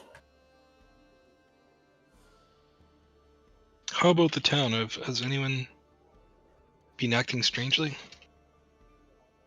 We have had a little bit of odd behavior as of late. Oh, like what? One of the cattle drovers thought he could fly, climbed up a tree, and jumped out of it repeatedly. We've had another trying to dig his way down because he claims he hears a voice from below. We've had to lock him up in one of the stables a couple of nights. Digs just by hand out back in one of the fields, claiming there's a voice below he's trying to get to.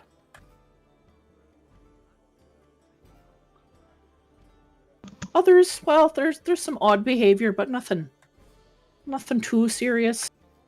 Bit of dancing out in the rain, getting naked, running through the fields. Speaking to goats. No, I've not seen strange behavior with goats.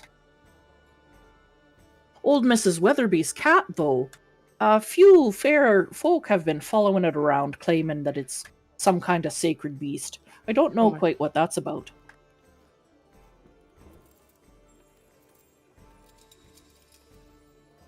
We've come from Red Larch, and unfortunately, much the same there. Yeah, 'tis unfortunate. I'm not quite sure what's going on. The hills were never as dangerous, but over the last few months it's just been getting worse and worse. And then, of course, the delegation going missing. Well, we're not quite sure what to make of that. Rumors are beginning to spread, of course. People have their own theories. Have people been disappearing? None from town proper, but we have had other caravans supposed to show up, with people missing. Expected relatives in town traveling from other nearby towns that have not shown up. As he's saying this, another young woman, a server, comes over. I think it's the people in the masks.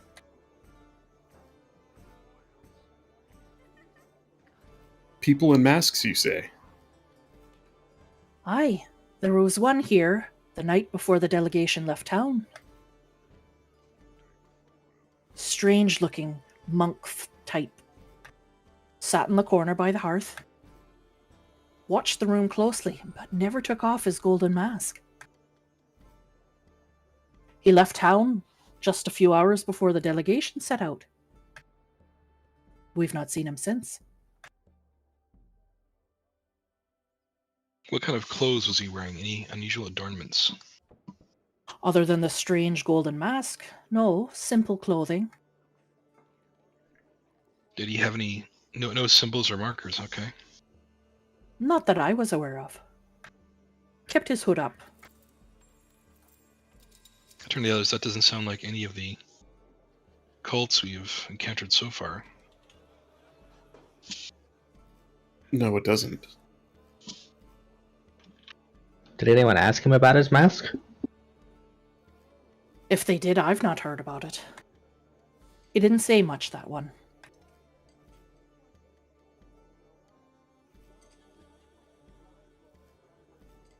What did he If you drink? ask me. Wine, I believe.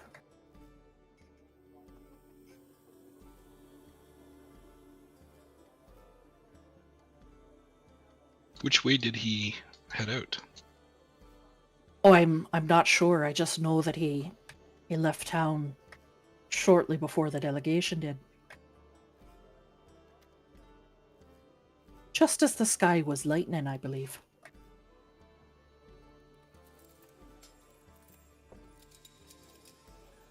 That's interesting.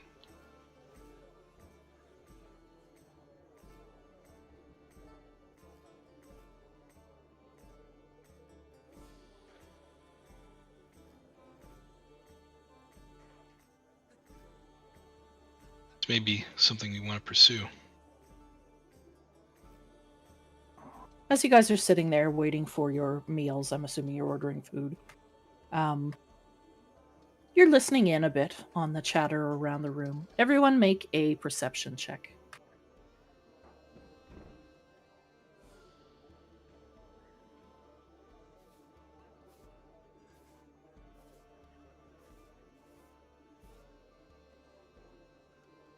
Oh, everyone with decent rolls, Are you kidding me?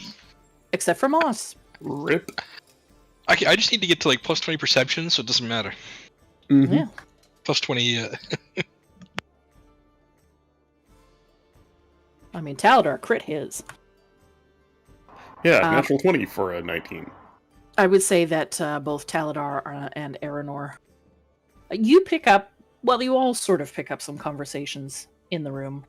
Most of it is just random gossip about town locals, the goings-on, when they're expecting the next cattle drover to come through. But Taladar and Aranor, you hear the name Mirabar a couple of times throughout the next little bit. People seem to be whispering about the delegation, perhaps wondering what happened.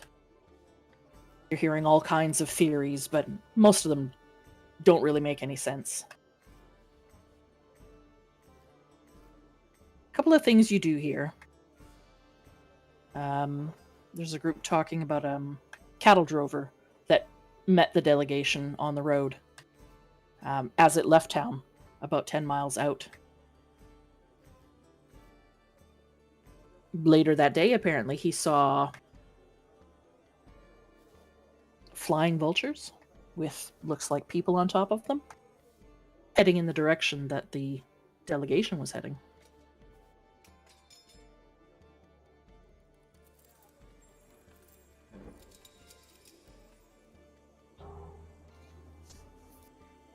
I'm not sure any of this is new information, but it does tell me that we perhaps should have come here earlier on. We would have gained some more concrete leads.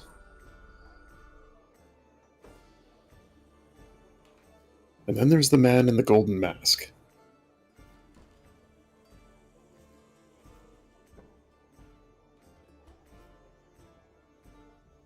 Can I use my investigation skill to walk around town and see if I can find out more about the guy?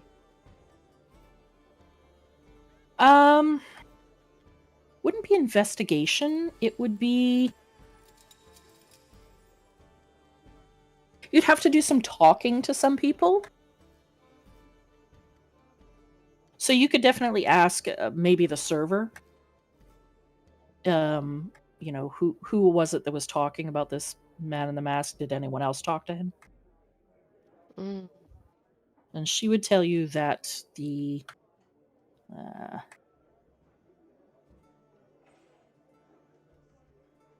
town master, one Halrid Pondren, he's also the chief lawkeeper of Beliard. He might know more. I believe there was a couple of others that made reports to him about this strange masked man.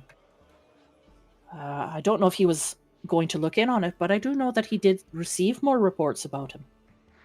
Perhaps you could check with him. All right.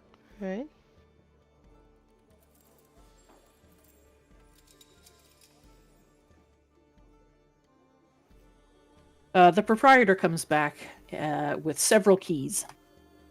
Right. The rooms are 2 gold a night. Each private rooms. We've got plenty to spare. No need for sharing. I'll cover everyone's room. Oh, how generous of you. Well, here you are then. And he puts 5 keys on the table. That'll be 10 gold total. Okay. Provide him the gold. Excellent. So is Starsha going to head out to speak to this townmaster? Yes, she is. You can find him right across the street. He's in the large building across the way that counts as sort of like town hall.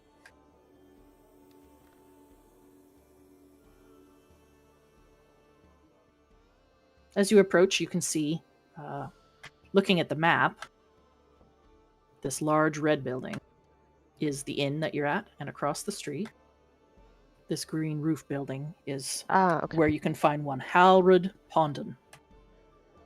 All right.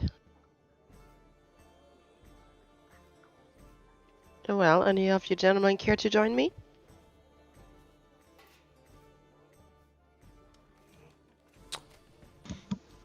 I suppose I could use a walk Um, after a day of walking. I think Taladar and I and Savra should have a conversation. Oh, I guess you would need 6 rooms. Oh, Because there's 6 of you. Well, Unless she's staying with somebody. she could stay with me. Actually, Didn't you kind of want that? yeah. I think a room for her, but the elves take turns watching her. Right. Yeah, we need somebody to watch her. Or a room for her and the elves. We are, even while we rest, we are somewhat aware of what's going on about us. Jumping at a chance to save an additional 2 gold. Aranor agrees.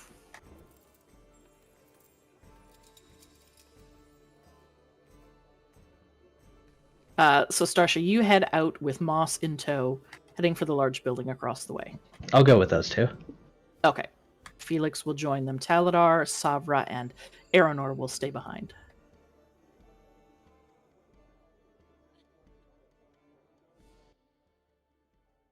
Heading out as evening falls, the sky growing darker,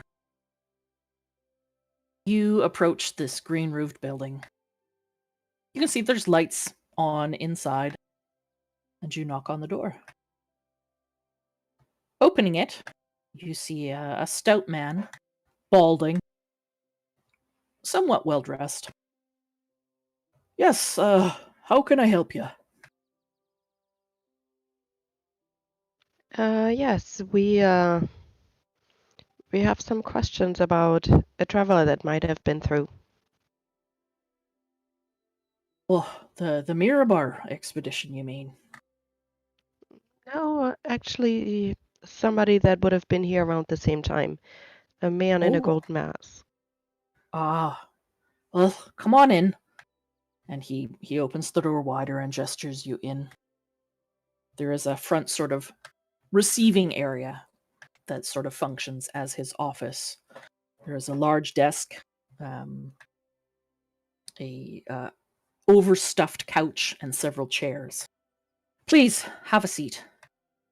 I did receive a fair amount of questions.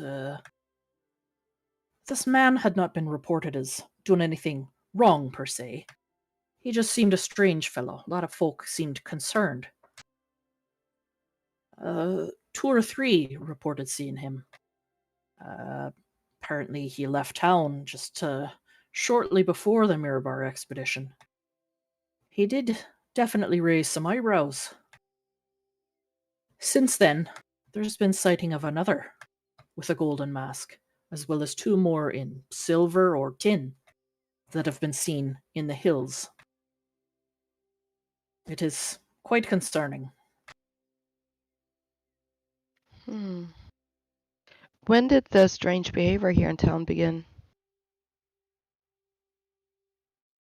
Oh, I'd say probably 2-3 weeks back. At first, we just thought it was drunkards, but it has been happening more often of late. And while the behavior at first just seemed, well, laughable, to be honest, people are becoming injured or close to injuring others with their activities. We've just had one fellow jumping out of a tree not long ago. Broke both his legs. Aye, it is becoming a concern. Not to mention the weather stirring up. The weather? Lightning just falling out of clear blue skies. Winds out of nowhere with not a cloud in the sky. We've even seen a couple of dust devils down the road. I don't know what's going on lately. I've been meaning to perhaps write to more educated folk at Waterdeep or perhaps Neverwinter to see if they could come and have a look and see if they could make sense of it.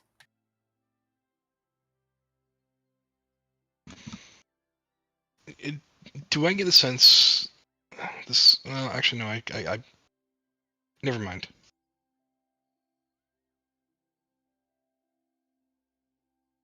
I was going to ask whether this person's trustworthy, but I'm not sure Moss has familiar enough people to make that judgment. You could roll an insight to see if he's, just roll an insight.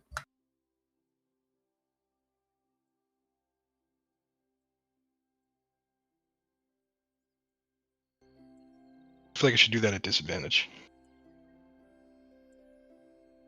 Why at disadvantage? I don't know.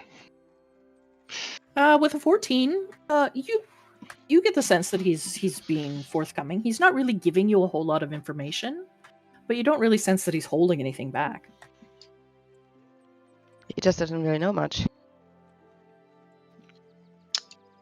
Moss is going to share what he knows. You may want to keep a close eye on people, and he relays the events of Red Larch and how similar they are and how people have disappeared and the activities of cultists in the area. And we'd heard that this man, as you said, was left near time in the cavern. He may be related to one of these activities. Just warning him that there may be more worse things to come. I had begun to hear rumors of cultists in the hills. You think these masked individuals might have been cultists then? I don't know, but it's certainly something that we would like to discover if it's true, the case or not. 'Tis concerning. Perhaps I will write to Waterdeep, see if they can send someone to at least look into the weather. I believe there was a druid circle gathering someplace to the south.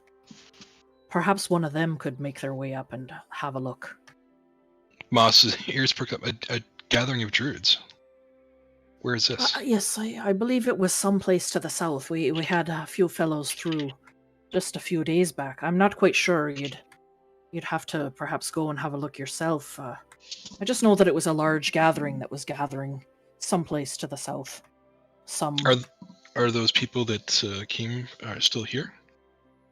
No, they were heading to this gathering. They've since left town a couple of days back. Hopefully they made it to their destination. I'm a student of nature, and I may wish to speak to them about all these events. If you know of anyone else that might know exactly where they're congregating, I would certainly be grateful. If I hear anything, I will let you know. Are you staying in town long? I'm afraid not long. We were only here for, I believe, the evening. Well, if I hear anything before you leave tomorrow morning, I will. I'll stop by the inn and let you know. Thank you. I'm sorry I couldn't have been of more help.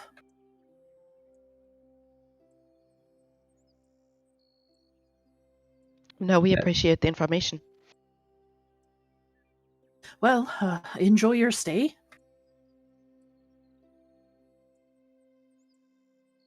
And he stands up to see you to the door.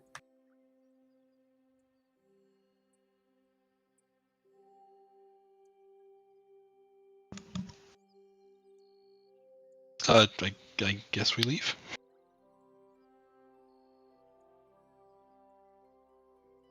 Taladar and Aranor, what are you guys doing? Take Savra up to one of the rooms, Okay. and let Savra. I'm going to cast a protection spell on you again. Is that okay? Yes. Always gets consent. Okay, Good job. casting protection from evil. Okay. Taladar will close the shutters if there are such thing, and block the door. Yeah. Okay. Like he'll just stand in front of the door. Yeah, it is a well-appointed room. It's nothing extravagant, but it is by far one of the nicest rooms you've seen since you've been in the Desserin Valley. I touch her shoulder and say, "You are protected. Tyr is protecting you now." And cast the spell. Instantly, her demeanor changes. Oh, thank the gods. Look, I don't claim to know what is going on, and I am grateful for your help, truly. Something is pulling me back. It fills my thoughts. All I can think about is returning to the tower.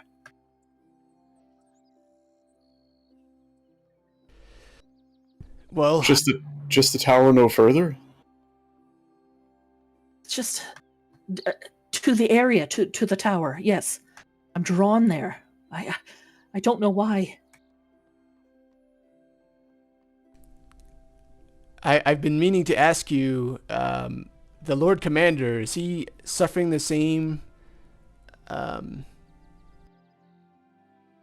issue that you are? Affliction? That's the word I was looking for. I'm not sure. It is possible. I believe there's others in the knighthood that are. Do you think this came on suddenly, or was it perhaps over a number of days, weeks, or months? This compulsion. No, it wasn't instant. It was nothing overnight. It grew. At first it was just it's like an itch that you couldn't scratch, and it grew and grew from there. Taladar's looking at Rin. What's to say this isn't affecting us as well? We just haven't noticed it yet. 2 towns now, people behaving strangely. Are we next? Well, we best There was figure out what's going on. Sorry, go ahead. There was a ritual. If you didn't participate, I don't think it would have affected you. Did all of your order participate? I don't know. We, well, at least I was the only one there at the time, but I do know of others that have. One I saw. I can only assume others. Taladar would ask her to describe it, but if the particulars of the ritual are not of consequence, feel free to just tell us that and skip the description. Well, they're not of consequence, except that we had to. Oh. Tyr, forgive me. We had to kill a man. That's all? Isn't that enough? Oh, Taladar. right. He'll just kind of look just straight-faced at Rin. Right, I suppose that's... Yes, bad. Indeed, yes. I suppose I would have a problem with that as well if it wasn't of my own volition. Believe me, it wasn't. That poor man, I can still see his eyes.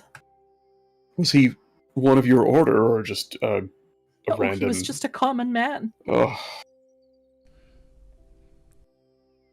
It's not your fault, Savra. You were being controlled.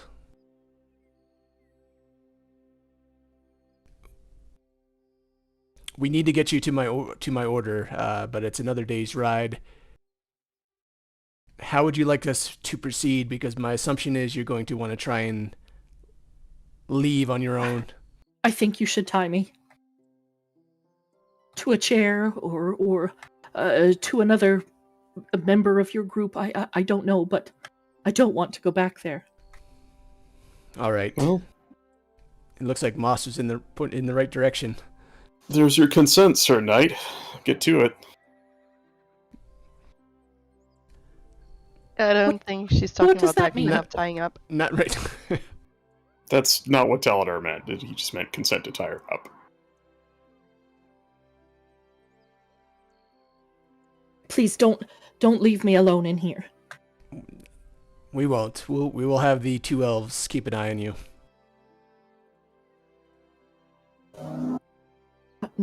Not you, Rin? Oh.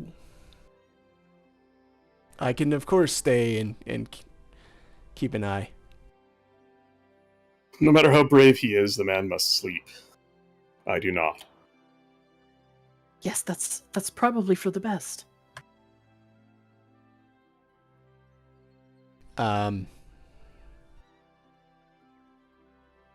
If it sets you at ease, he can stay in the room. If you can stand the snoring. Oh, snoring. Forget that then. She says, whomever it is, I just don't want to be alone. And you shan't be. One or more of us will always be here with you. I trust these individuals with my life. You'll be in good hands. Thank you again. Taladar narrows his eyes at that statement, like he can't quite comprehend why. But he just stays quiet. Why she's thanking you? No, why Rin trusts me with his life. Because he's a dumb hummin. Yeah, I know, but yeah, it's just kind of that, you know, I can't quite figure out why he does, but all right. Back to the other 3. What are you guys doing? Are there shops still open? Yes. I would like to run by the tanner. Okay. Remember that you were told that Belliard has a magic shop. I will infer that as meaning I should go to the magic shop. So, No, okay. I'm giving all of you. Just remember that, of all of the towns, Belliard is the only one that you really know of, other than the big ones, that potentially has a magic shop. Do you want to do the shopping tomorrow? You can do it whenever you'd like. I mean, I wouldn't mind stopping by to see what they have, but Taladar broke.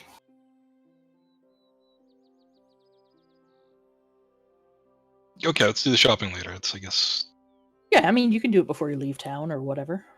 Yeah, maybe on the way out of town. Starsha, what are you doing?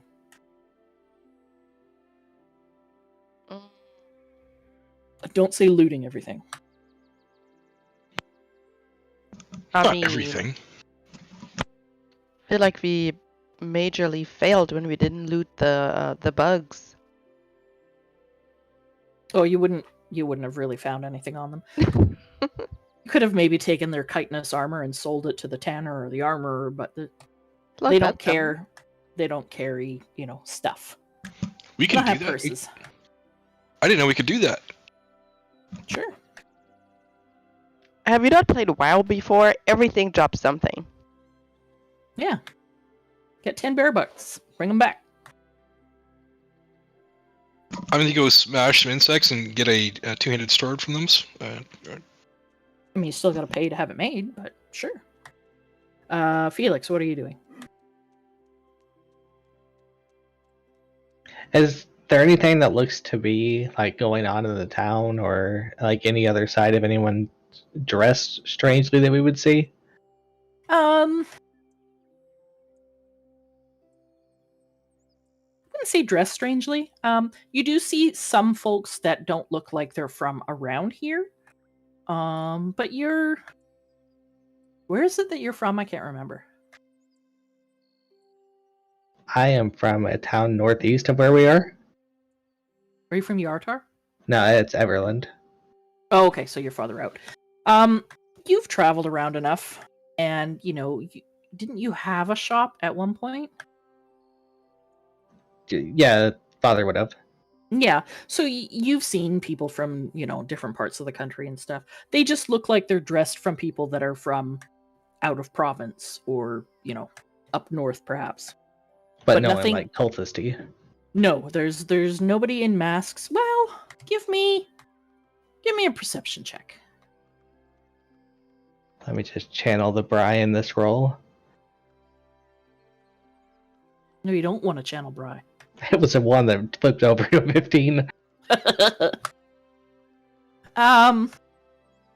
Yeah, you see people with different forms of dress, out of towners, merchants from farther away perhaps, but nothing that seems odd or stands out.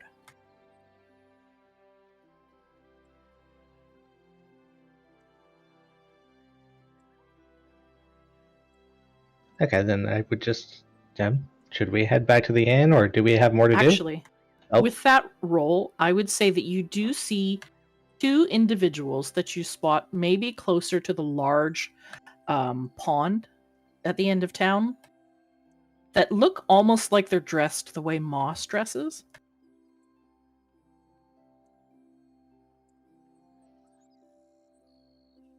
They both seem to carry staffs that look like gnarled roots, almost.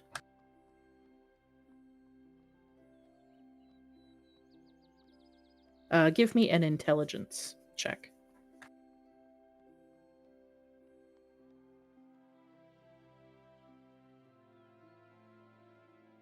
Looks like a stick. Dummy. Yep. Those guys are wearing kind of leafy stuff and they got sticks. You don't really pay them any more mind.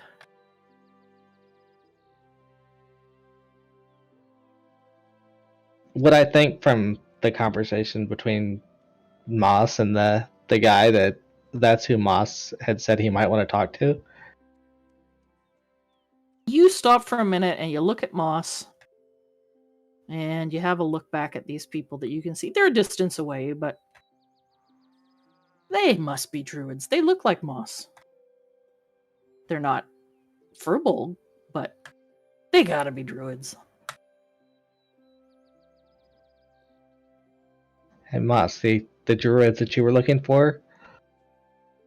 Moss looks up at, and he's clearly hanging his head, not paying attention around him at all. They may be down by the pond. What? Where's Pond? Moss kind of just looks around. Yeah, once Felix points it out, you can easily spot these individuals. All right, give me a moment, and Moss is going to start walking earnestly towards the what appear to be druids, and then timidly, then kind of shyly. Okay. Kind of see him getting nervous as he gets closer and closer. They both look up when you get within about 40 feet of them. All right, Moss going to pause a second and then kind of pull himself together and walk over to them and, hello, friends. Hello. Are you in town to make your way south to the right of the Wicker Giant? The Wicker Giant? Yes, the ritual that will restore nature's balance in the region. I must confess I've been on my own many years and I've not met another druid, and I am not familiar with this ritual, but I'm certainly interested. I'm traveling with some companions that we are looking into the problems of the area, and I was hoping beyond hope that you and your fellows may know more and be able to guide us. Yes, we've all sensed. Several of us have been drawn to the area by the imbalance in nature itself. Strange storms, winds sweeping up, causing dust devils, fires starting in forests with no spark to start them. Everything just feels wrong. Moss just nods. Have you dealt with the Have you dealt with the cultist yet? Cultists? No, I have heard about them, though. And she looks to her companion. We both have. Do you think they're connected? Certainly. Oh. And Moss gives all the background and what we've learned and relays that we've found and dealt with earth air water cultists frequently, and that there appears to be fire no cultists. Heart, there may be. I confess we have not encountered anyone that stands out with that.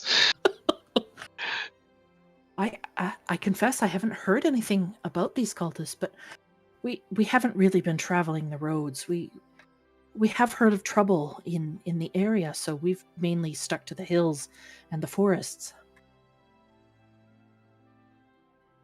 I wonder if it's related. I think it is, and there's an incident in Red Larch where a cultist was manipulating the people. Oh, and certainly they've been taking people. We freed some from water cultists, and they're working with other groups, pirates and other Gale Knights. Their reach and influence seems to be insidious. Well, that's terrible. That's for sure. The balance must be restored. We'll be heading out first thing in the morning. Can you give me directions to this enclave? When is the ritual? Oh, it's about a week out, a little less than a week. Several people, I believe, are gathering. It's the circle of the Scarlet Moon. They're the ones that know this rite of the Wicker Giant. And they've agreed to teach others so that we can help restore balance. The Circle of the Scarlet Moon. Is this a Druidic order? Oh, we believe so, yes. That's an odd name for druids. We thought so too, but to each their own. Every circle is different. What circle do you belong to? Moss just deflates. I have only the wisdom of my grandfather and listening to the trees in the forests. I don't know which circle that is. You know what kind of druid you are. Yeah, but I'm playing it up here. Mm-hmm. Like he doesn't know it's what the circle is called. Like he just knows what he's been taught. Right. Kind of how I'm looking at it. There's several that are like that. My mother was like that. Lived on her own until she found a circle late in life. There's no shame in it. If I had my way, I would live that way as well. You should definitely join us. We will be heading out first thing in the morning, but you could meet us there. My name is Moss, and I will certainly try to. May I know your names so that I might find word of you? My name is Ginny. And this is my traveling companion. Her name is Fila. She doesn't speak much. She just nods at you. Thank you. I appreciate it. I will listen for your names on the winds. Very good. Yes, we will be gathering to the south. Apparently it's there's a place, old ruins, I think, called Scarlet Moon Hall. I believe it's a large tower. We will be setting up camp there, on the slopes south of there.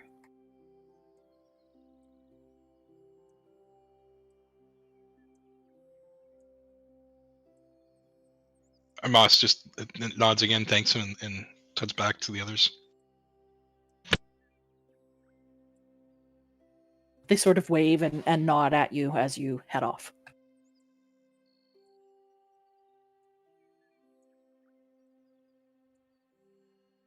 eventually, I would imagine you all find yourself back at the inn. Felix, was there anything you wanted to do? No. Okay. So everyone's good with grouping back up?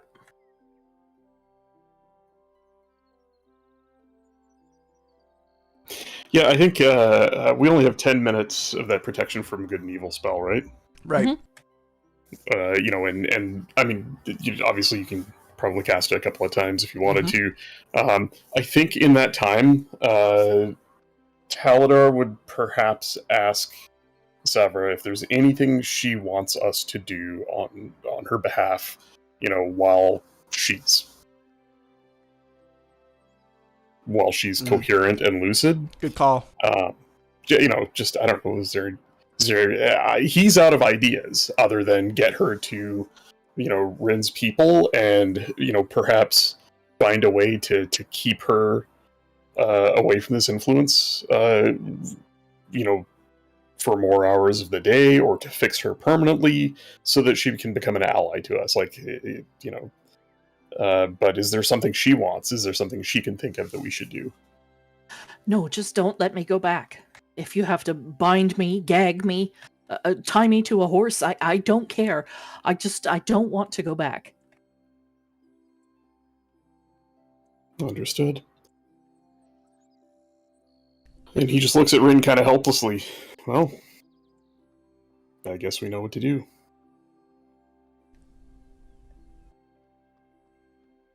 It pains me that I can't fix this. Yeah.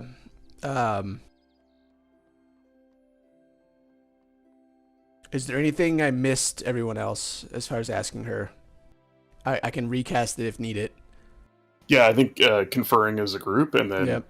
Yeah, that's a good idea. Ask everybody. Yeah, so you guys would all meet up, and eventually you'd all find yourselves jammed into this. It's not a small room, but it's not large by any means either.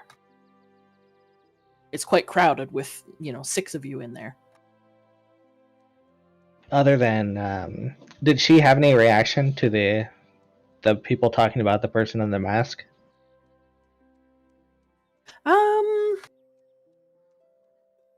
I mean, that's something we could even ask her, without casting the spell, right? Like, if they're an opposing cult, she might just know that. And she would tell you that it sounds like Earth cultists. Oh. We have seen them. We've encountered. We've fought with them. Several of them do wear masks, although most of them are tin or minor metals. I've not seen one of bronze or golden. Oh, that more precious metals sounds like higher ranks. Remind me, back in Red Larch, the shit cult that they had in town there, the wannabe Earth cultists, they had robes. I don't recall if they had masks hanging on the hooks outside their little they compound. Just had cloaks. They were just cloaks. Just cloaks, right. But you do remember that Larock, he had a mask. It was part of his headdress, but it was stone. It wasn't a metal. And it wasn't just a mask. It formed like a headpiece, a headdress.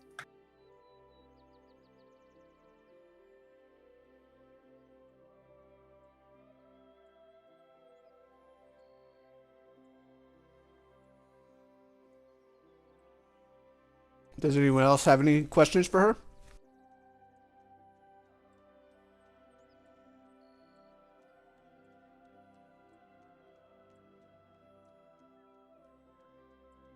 I do not. Okay. As the spell begins to fade, unless there's anything last minute you want to ask her, as the spell begins to fade, she reaches out to grab whoever's hand is closest. Please, whatever you do, don't let me go back. I promise you. And then once the spell vanishes, that placid, calm look comes over her again.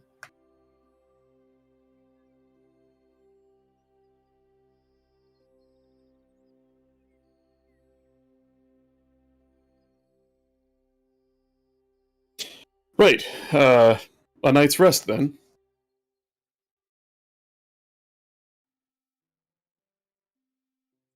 Yeah, I mean the rooms have been paid for. Mm-hmm. Yeah, I don't have anything else for the evening other than, just if everybody's okay with us catching each other up on where we've been and what we've done.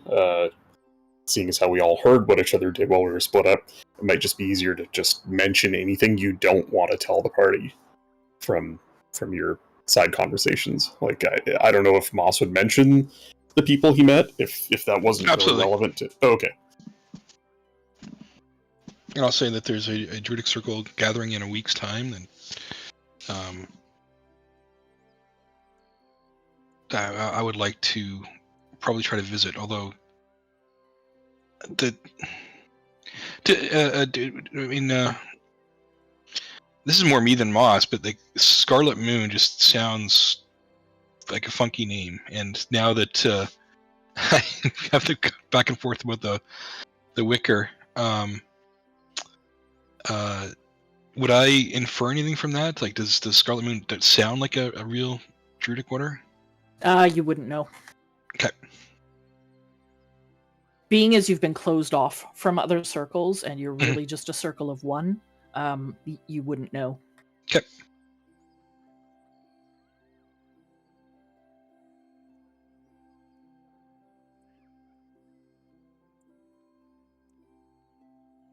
So we can fast forward to tomorrow morning if you like.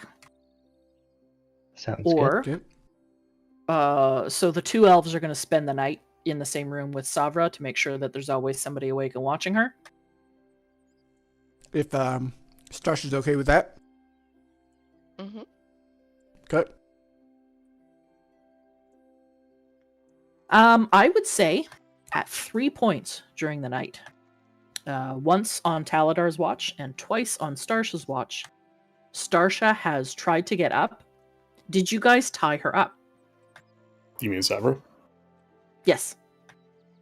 You know, we probably should have tied her up while she was under the protection spell. I mean, you could just cast it again and then we tie her up. Yeah. But Okay, I wouldn't let us call it a night without us tying her up. Yeah, we'll tie her. Okay. So she's tied up. Is she bound to the bed? Mm-hmm. Okay. So I would say once on Taladar's watch and twice on Starsha's watch.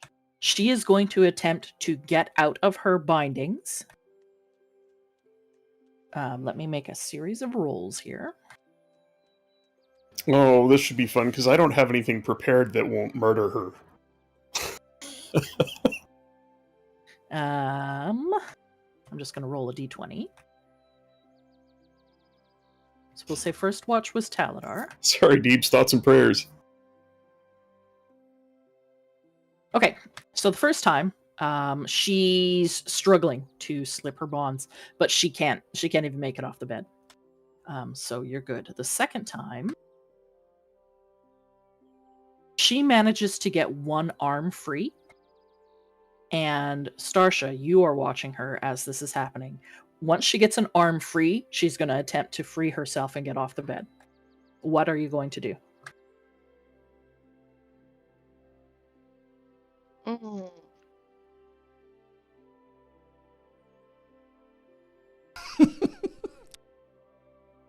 Lucy. Well.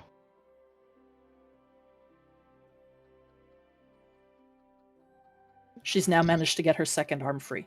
Oh, oh gosh, there's a timer on this. Yeah, no, I mean, let me just retie her. Can I retie her? You're going to have to grapple her now because she's not going to let you tie her up. Sure, I'll grapple her. Okay.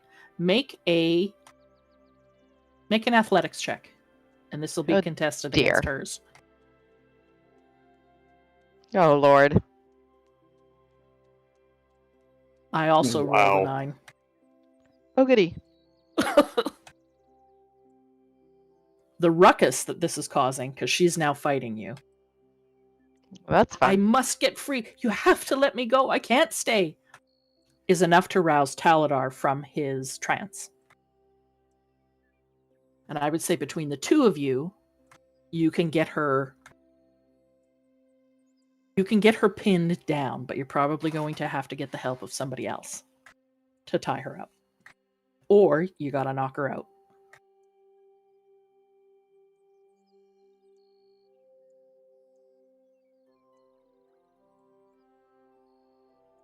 Frantically Somebody- looking for a spell that won't kill her outright.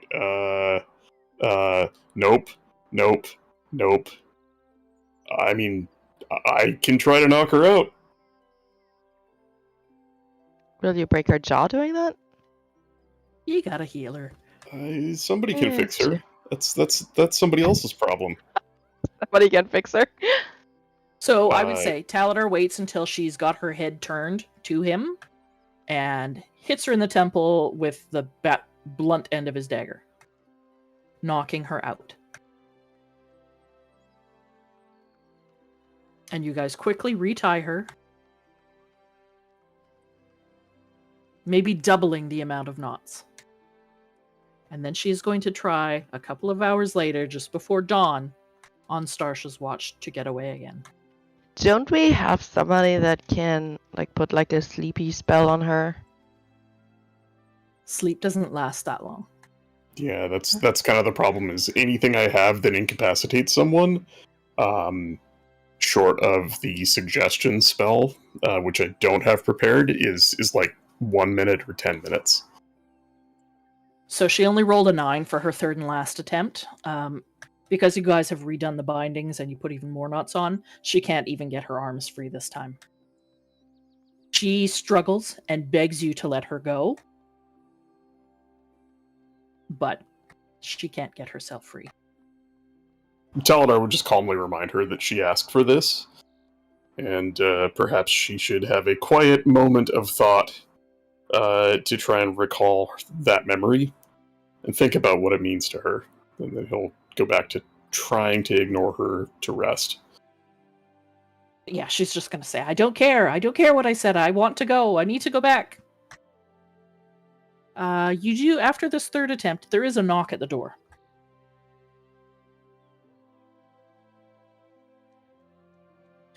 Is everything all right in there? It sounds like the proprietor of the inn. Yeah, without even standing up or going to the door, Taladar will just shout, yes.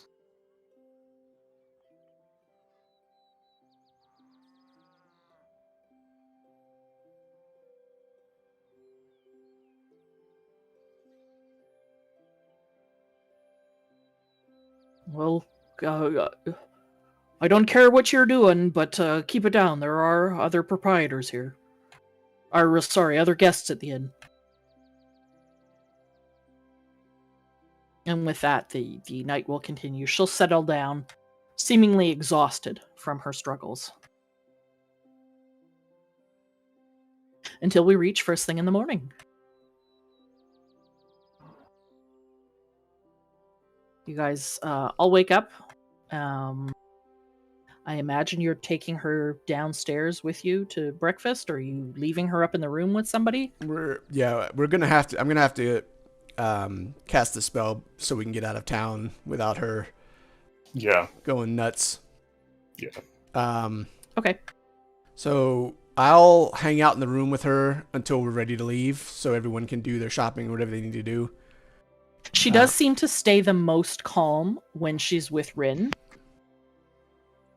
She still doesn't want to be there, and she does try repeatedly to convince you to just let her go. That it was a mistake to come with you. She really should just go back. Yeah, I'll hang with her until we're ready to leave, and then when we leave, I'll cast a protection spell. Okay. As for shopping, is there anything that anyone wanted to do? Somebody wanted to see the Tanner. I'm assuming that Taladar or Felix, you wanted to stop by the magic shop.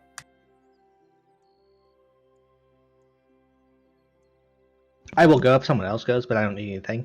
Yeah, Taladar would bring it up. I mean, it's been on his mind for a while. He doesn't have a lot of coin right now, but it's at least worth a look to see what they've got.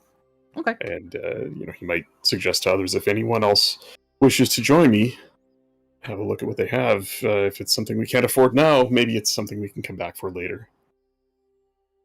Moss is gonna go. I'd like to upgrade my defensive capabilities at least a little bit. You're going with them to the magic shop or to the Tanner? First magic shop, then I guess Tanner afterwards. Okay. Starsha, are you going with them? I'm assuming, or are you doing something else? Yeah, no, I'll go with him. Okay, so the group of you, without Aranor, who's going to hang back with Sabra, head out through the town, and you make your way down closer to where you think the markets are. And the first stop along the way will be the magic shop. It looks like it is a home that somebody has hung a shingle out on a couple of hooks with looks like a magic wand on it. There's no name or anything, but you're assuming, and you've been pointed in this direction if you'd stopped and asked people, that this is the town's magic dealer. Stepping inside, the entire front room, it looks like, has been converted to a shop, much like the dressmaker / bathhouse in Red Larch. It is part home, part business. And in this front area, there is all manner of things stacked on shelves. Papers, inkwells, incense, small stacks of ivory, different gemstones that have been carved, not to use for jewelry, but to use for the purposes of casting spells. Some shelves have scrolls, small leather, looks like notebooks or ledgers. Behind what looks like the front desk or shop vendor's counter, there are boxes, some opened to display amulets, bracelets, rings. It looks like there's a series of wands. All manner of things. Nothing looks extravagant or over the top or exceptionally expensive, but this is much more than you've seen in any of the local towns in the area to date. A man steps out from the back room and says, "Oh, I didn't realize. Yes, welcome. What, is there anything I could help you find?"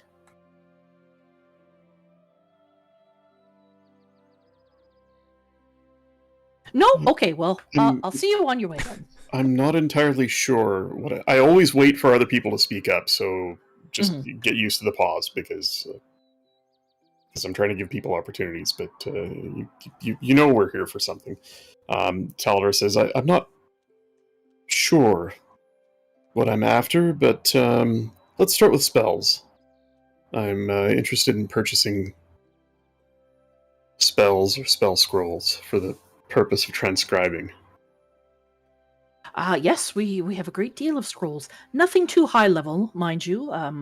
There's not really much call for anything above perhaps a fourth level.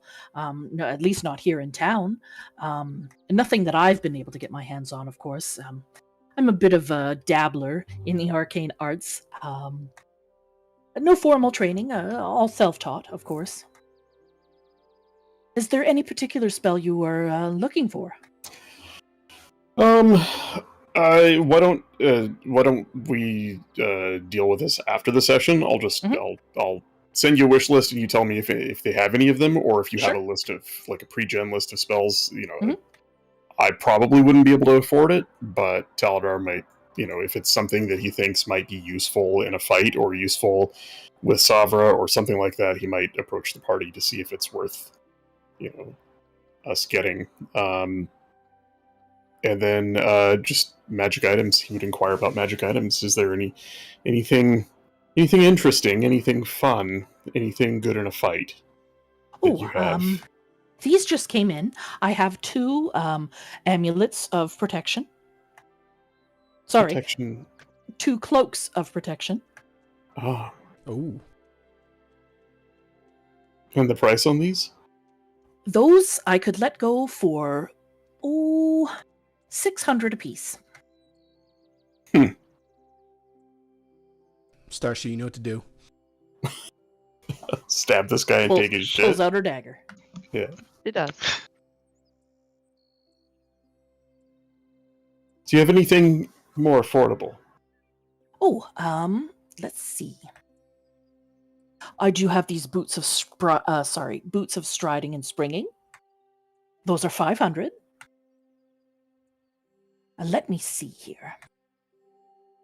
I have some first level spell scrolls, great deal of those.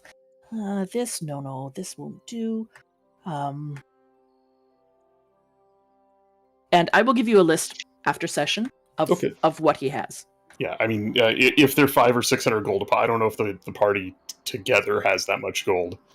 I certainly don't. I have 60. But he would also tell you anything that you would like, I can put aside. We do have a layaway plan. We can put something aside for you. You can make partial payment now and the rest on pickup. Talador's got this scroll of Beast Bond that he's had forever. I'm thinking of trying to sell it to this guy. Okay, let me look it up.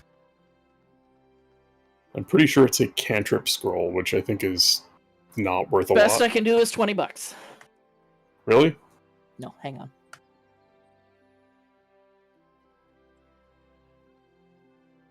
I have a scroll of Identify as well that I guess I could possibly sell. Unless Talador wants it. I don't know, man. The Identify spell is kind of useless in 5th edition.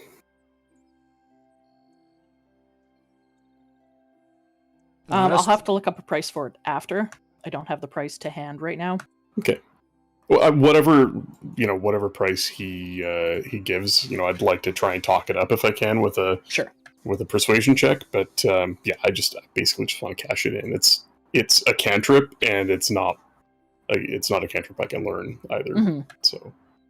And then Moss, you were interested in seeing what you could get for the Identify one. Yeah, I guess we can work that out later too. Okay.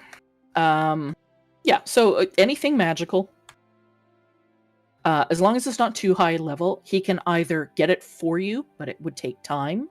He can also have it shipped to wherever, you wanted. If you wanted it sent to Red Larch or Waterdeep or whatever, he could do that. Again, it will take time. And if there's something in the store that you can't quite afford, he will allow you to put it aside for a period of 10 days. And then you could always come back for it or make partial payment or whatever. Yeah, I think the only thing that Talador is interested in, other than spell scrolls, is a whatever the arcane focus is from the Tasha's book that gives a bonus to spell hit and DC. I'd have to look it up, but it's probably well out of his price range. It's probably going to be 500-600 gold. Oh, okay, yeah, I don't know what it is. Yeah, that's it for me. Okay, and then Moss, you wanted to stop by the tanner? Well, would he have anything in the shop to put someone to sleep or to silence them? Oh, I might have some potions that would do the trick. You could always get them knockout drunk, although that is perhaps unsavory. But let me have a look. And he would tell you that, yeah, you could definitely find potions that would do the trick. I can't bring it up right now because for whatever reason this list isn't working. But I know that there is something that you could use for that. Not to silence them so much, but to put them to sleep for longer than, 10 minutes. Okay, if you want to look that up, then we can talk about it. Okay. It might help us get Savra.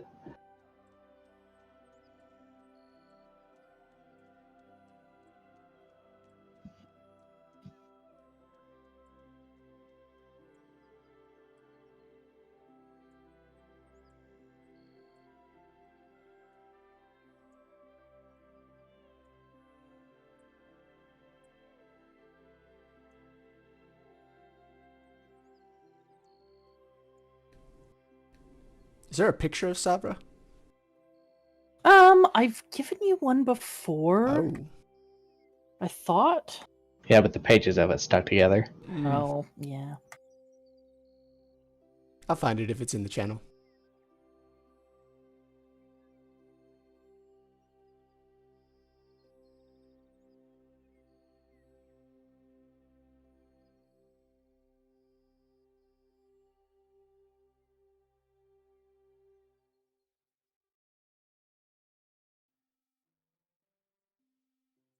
Shit, I can't find it.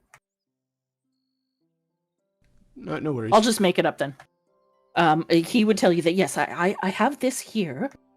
2 of them, actually. I could sell you the pair for a total of 200. They will put someone gently to sleep for 8 hours. They must drink the entire container, though.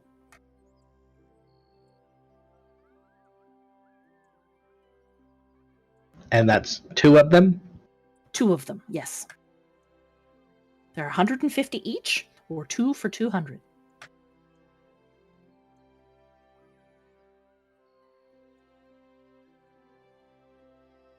Well, that is definitely interesting. We might come back for that. Very good. Shall I put them aside for you, just in case? Yes, go ahead. And whose name shall they be under? You can put them under Felix. Excellent. And he just sticks them in a small box under the counter.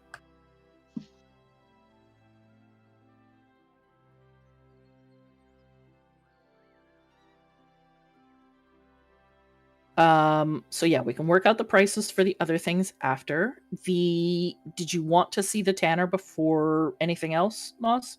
Because we're going to end it quite soon. Yeah, I did. I mean, I'm just basically looking at my leather armor, wondering if I can upgrade it to.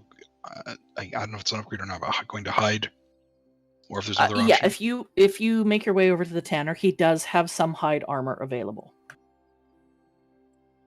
Okay, well, I'll Let probably me just find it to give you the price.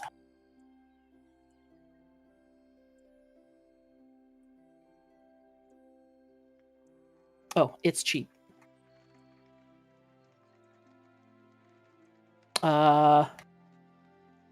He would tell you, oh, I could do it for you for about 20 gold pieces.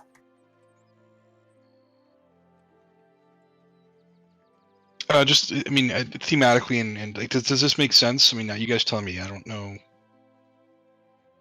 Does what make sense? I'm definitely min-maxing here, just trying to put together, make something that's a bit stronger for Moss. Well, I mean, you've looked up the stats for hide armor versus whatever leather armor you currently have, right? Yes, And it's a +1 increase, I'm assuming? it's 11 versus 12. Yes, Yeah, then Do you have medium armor proficiency? I do. Okay. then yeah, it makes sense. Okay. Yeah, as long as you Then have the proficiency. I will fork over 20 gold. All right, you fork over 20 gold, mark that off, and then give yourself 1 hide armor. Am I able to sell the tattered remains of my leather armor? Ooh, I I could give you 3 gold for that.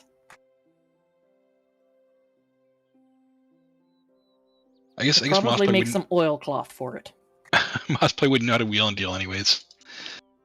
It's like this goes back to the wilds. Okay.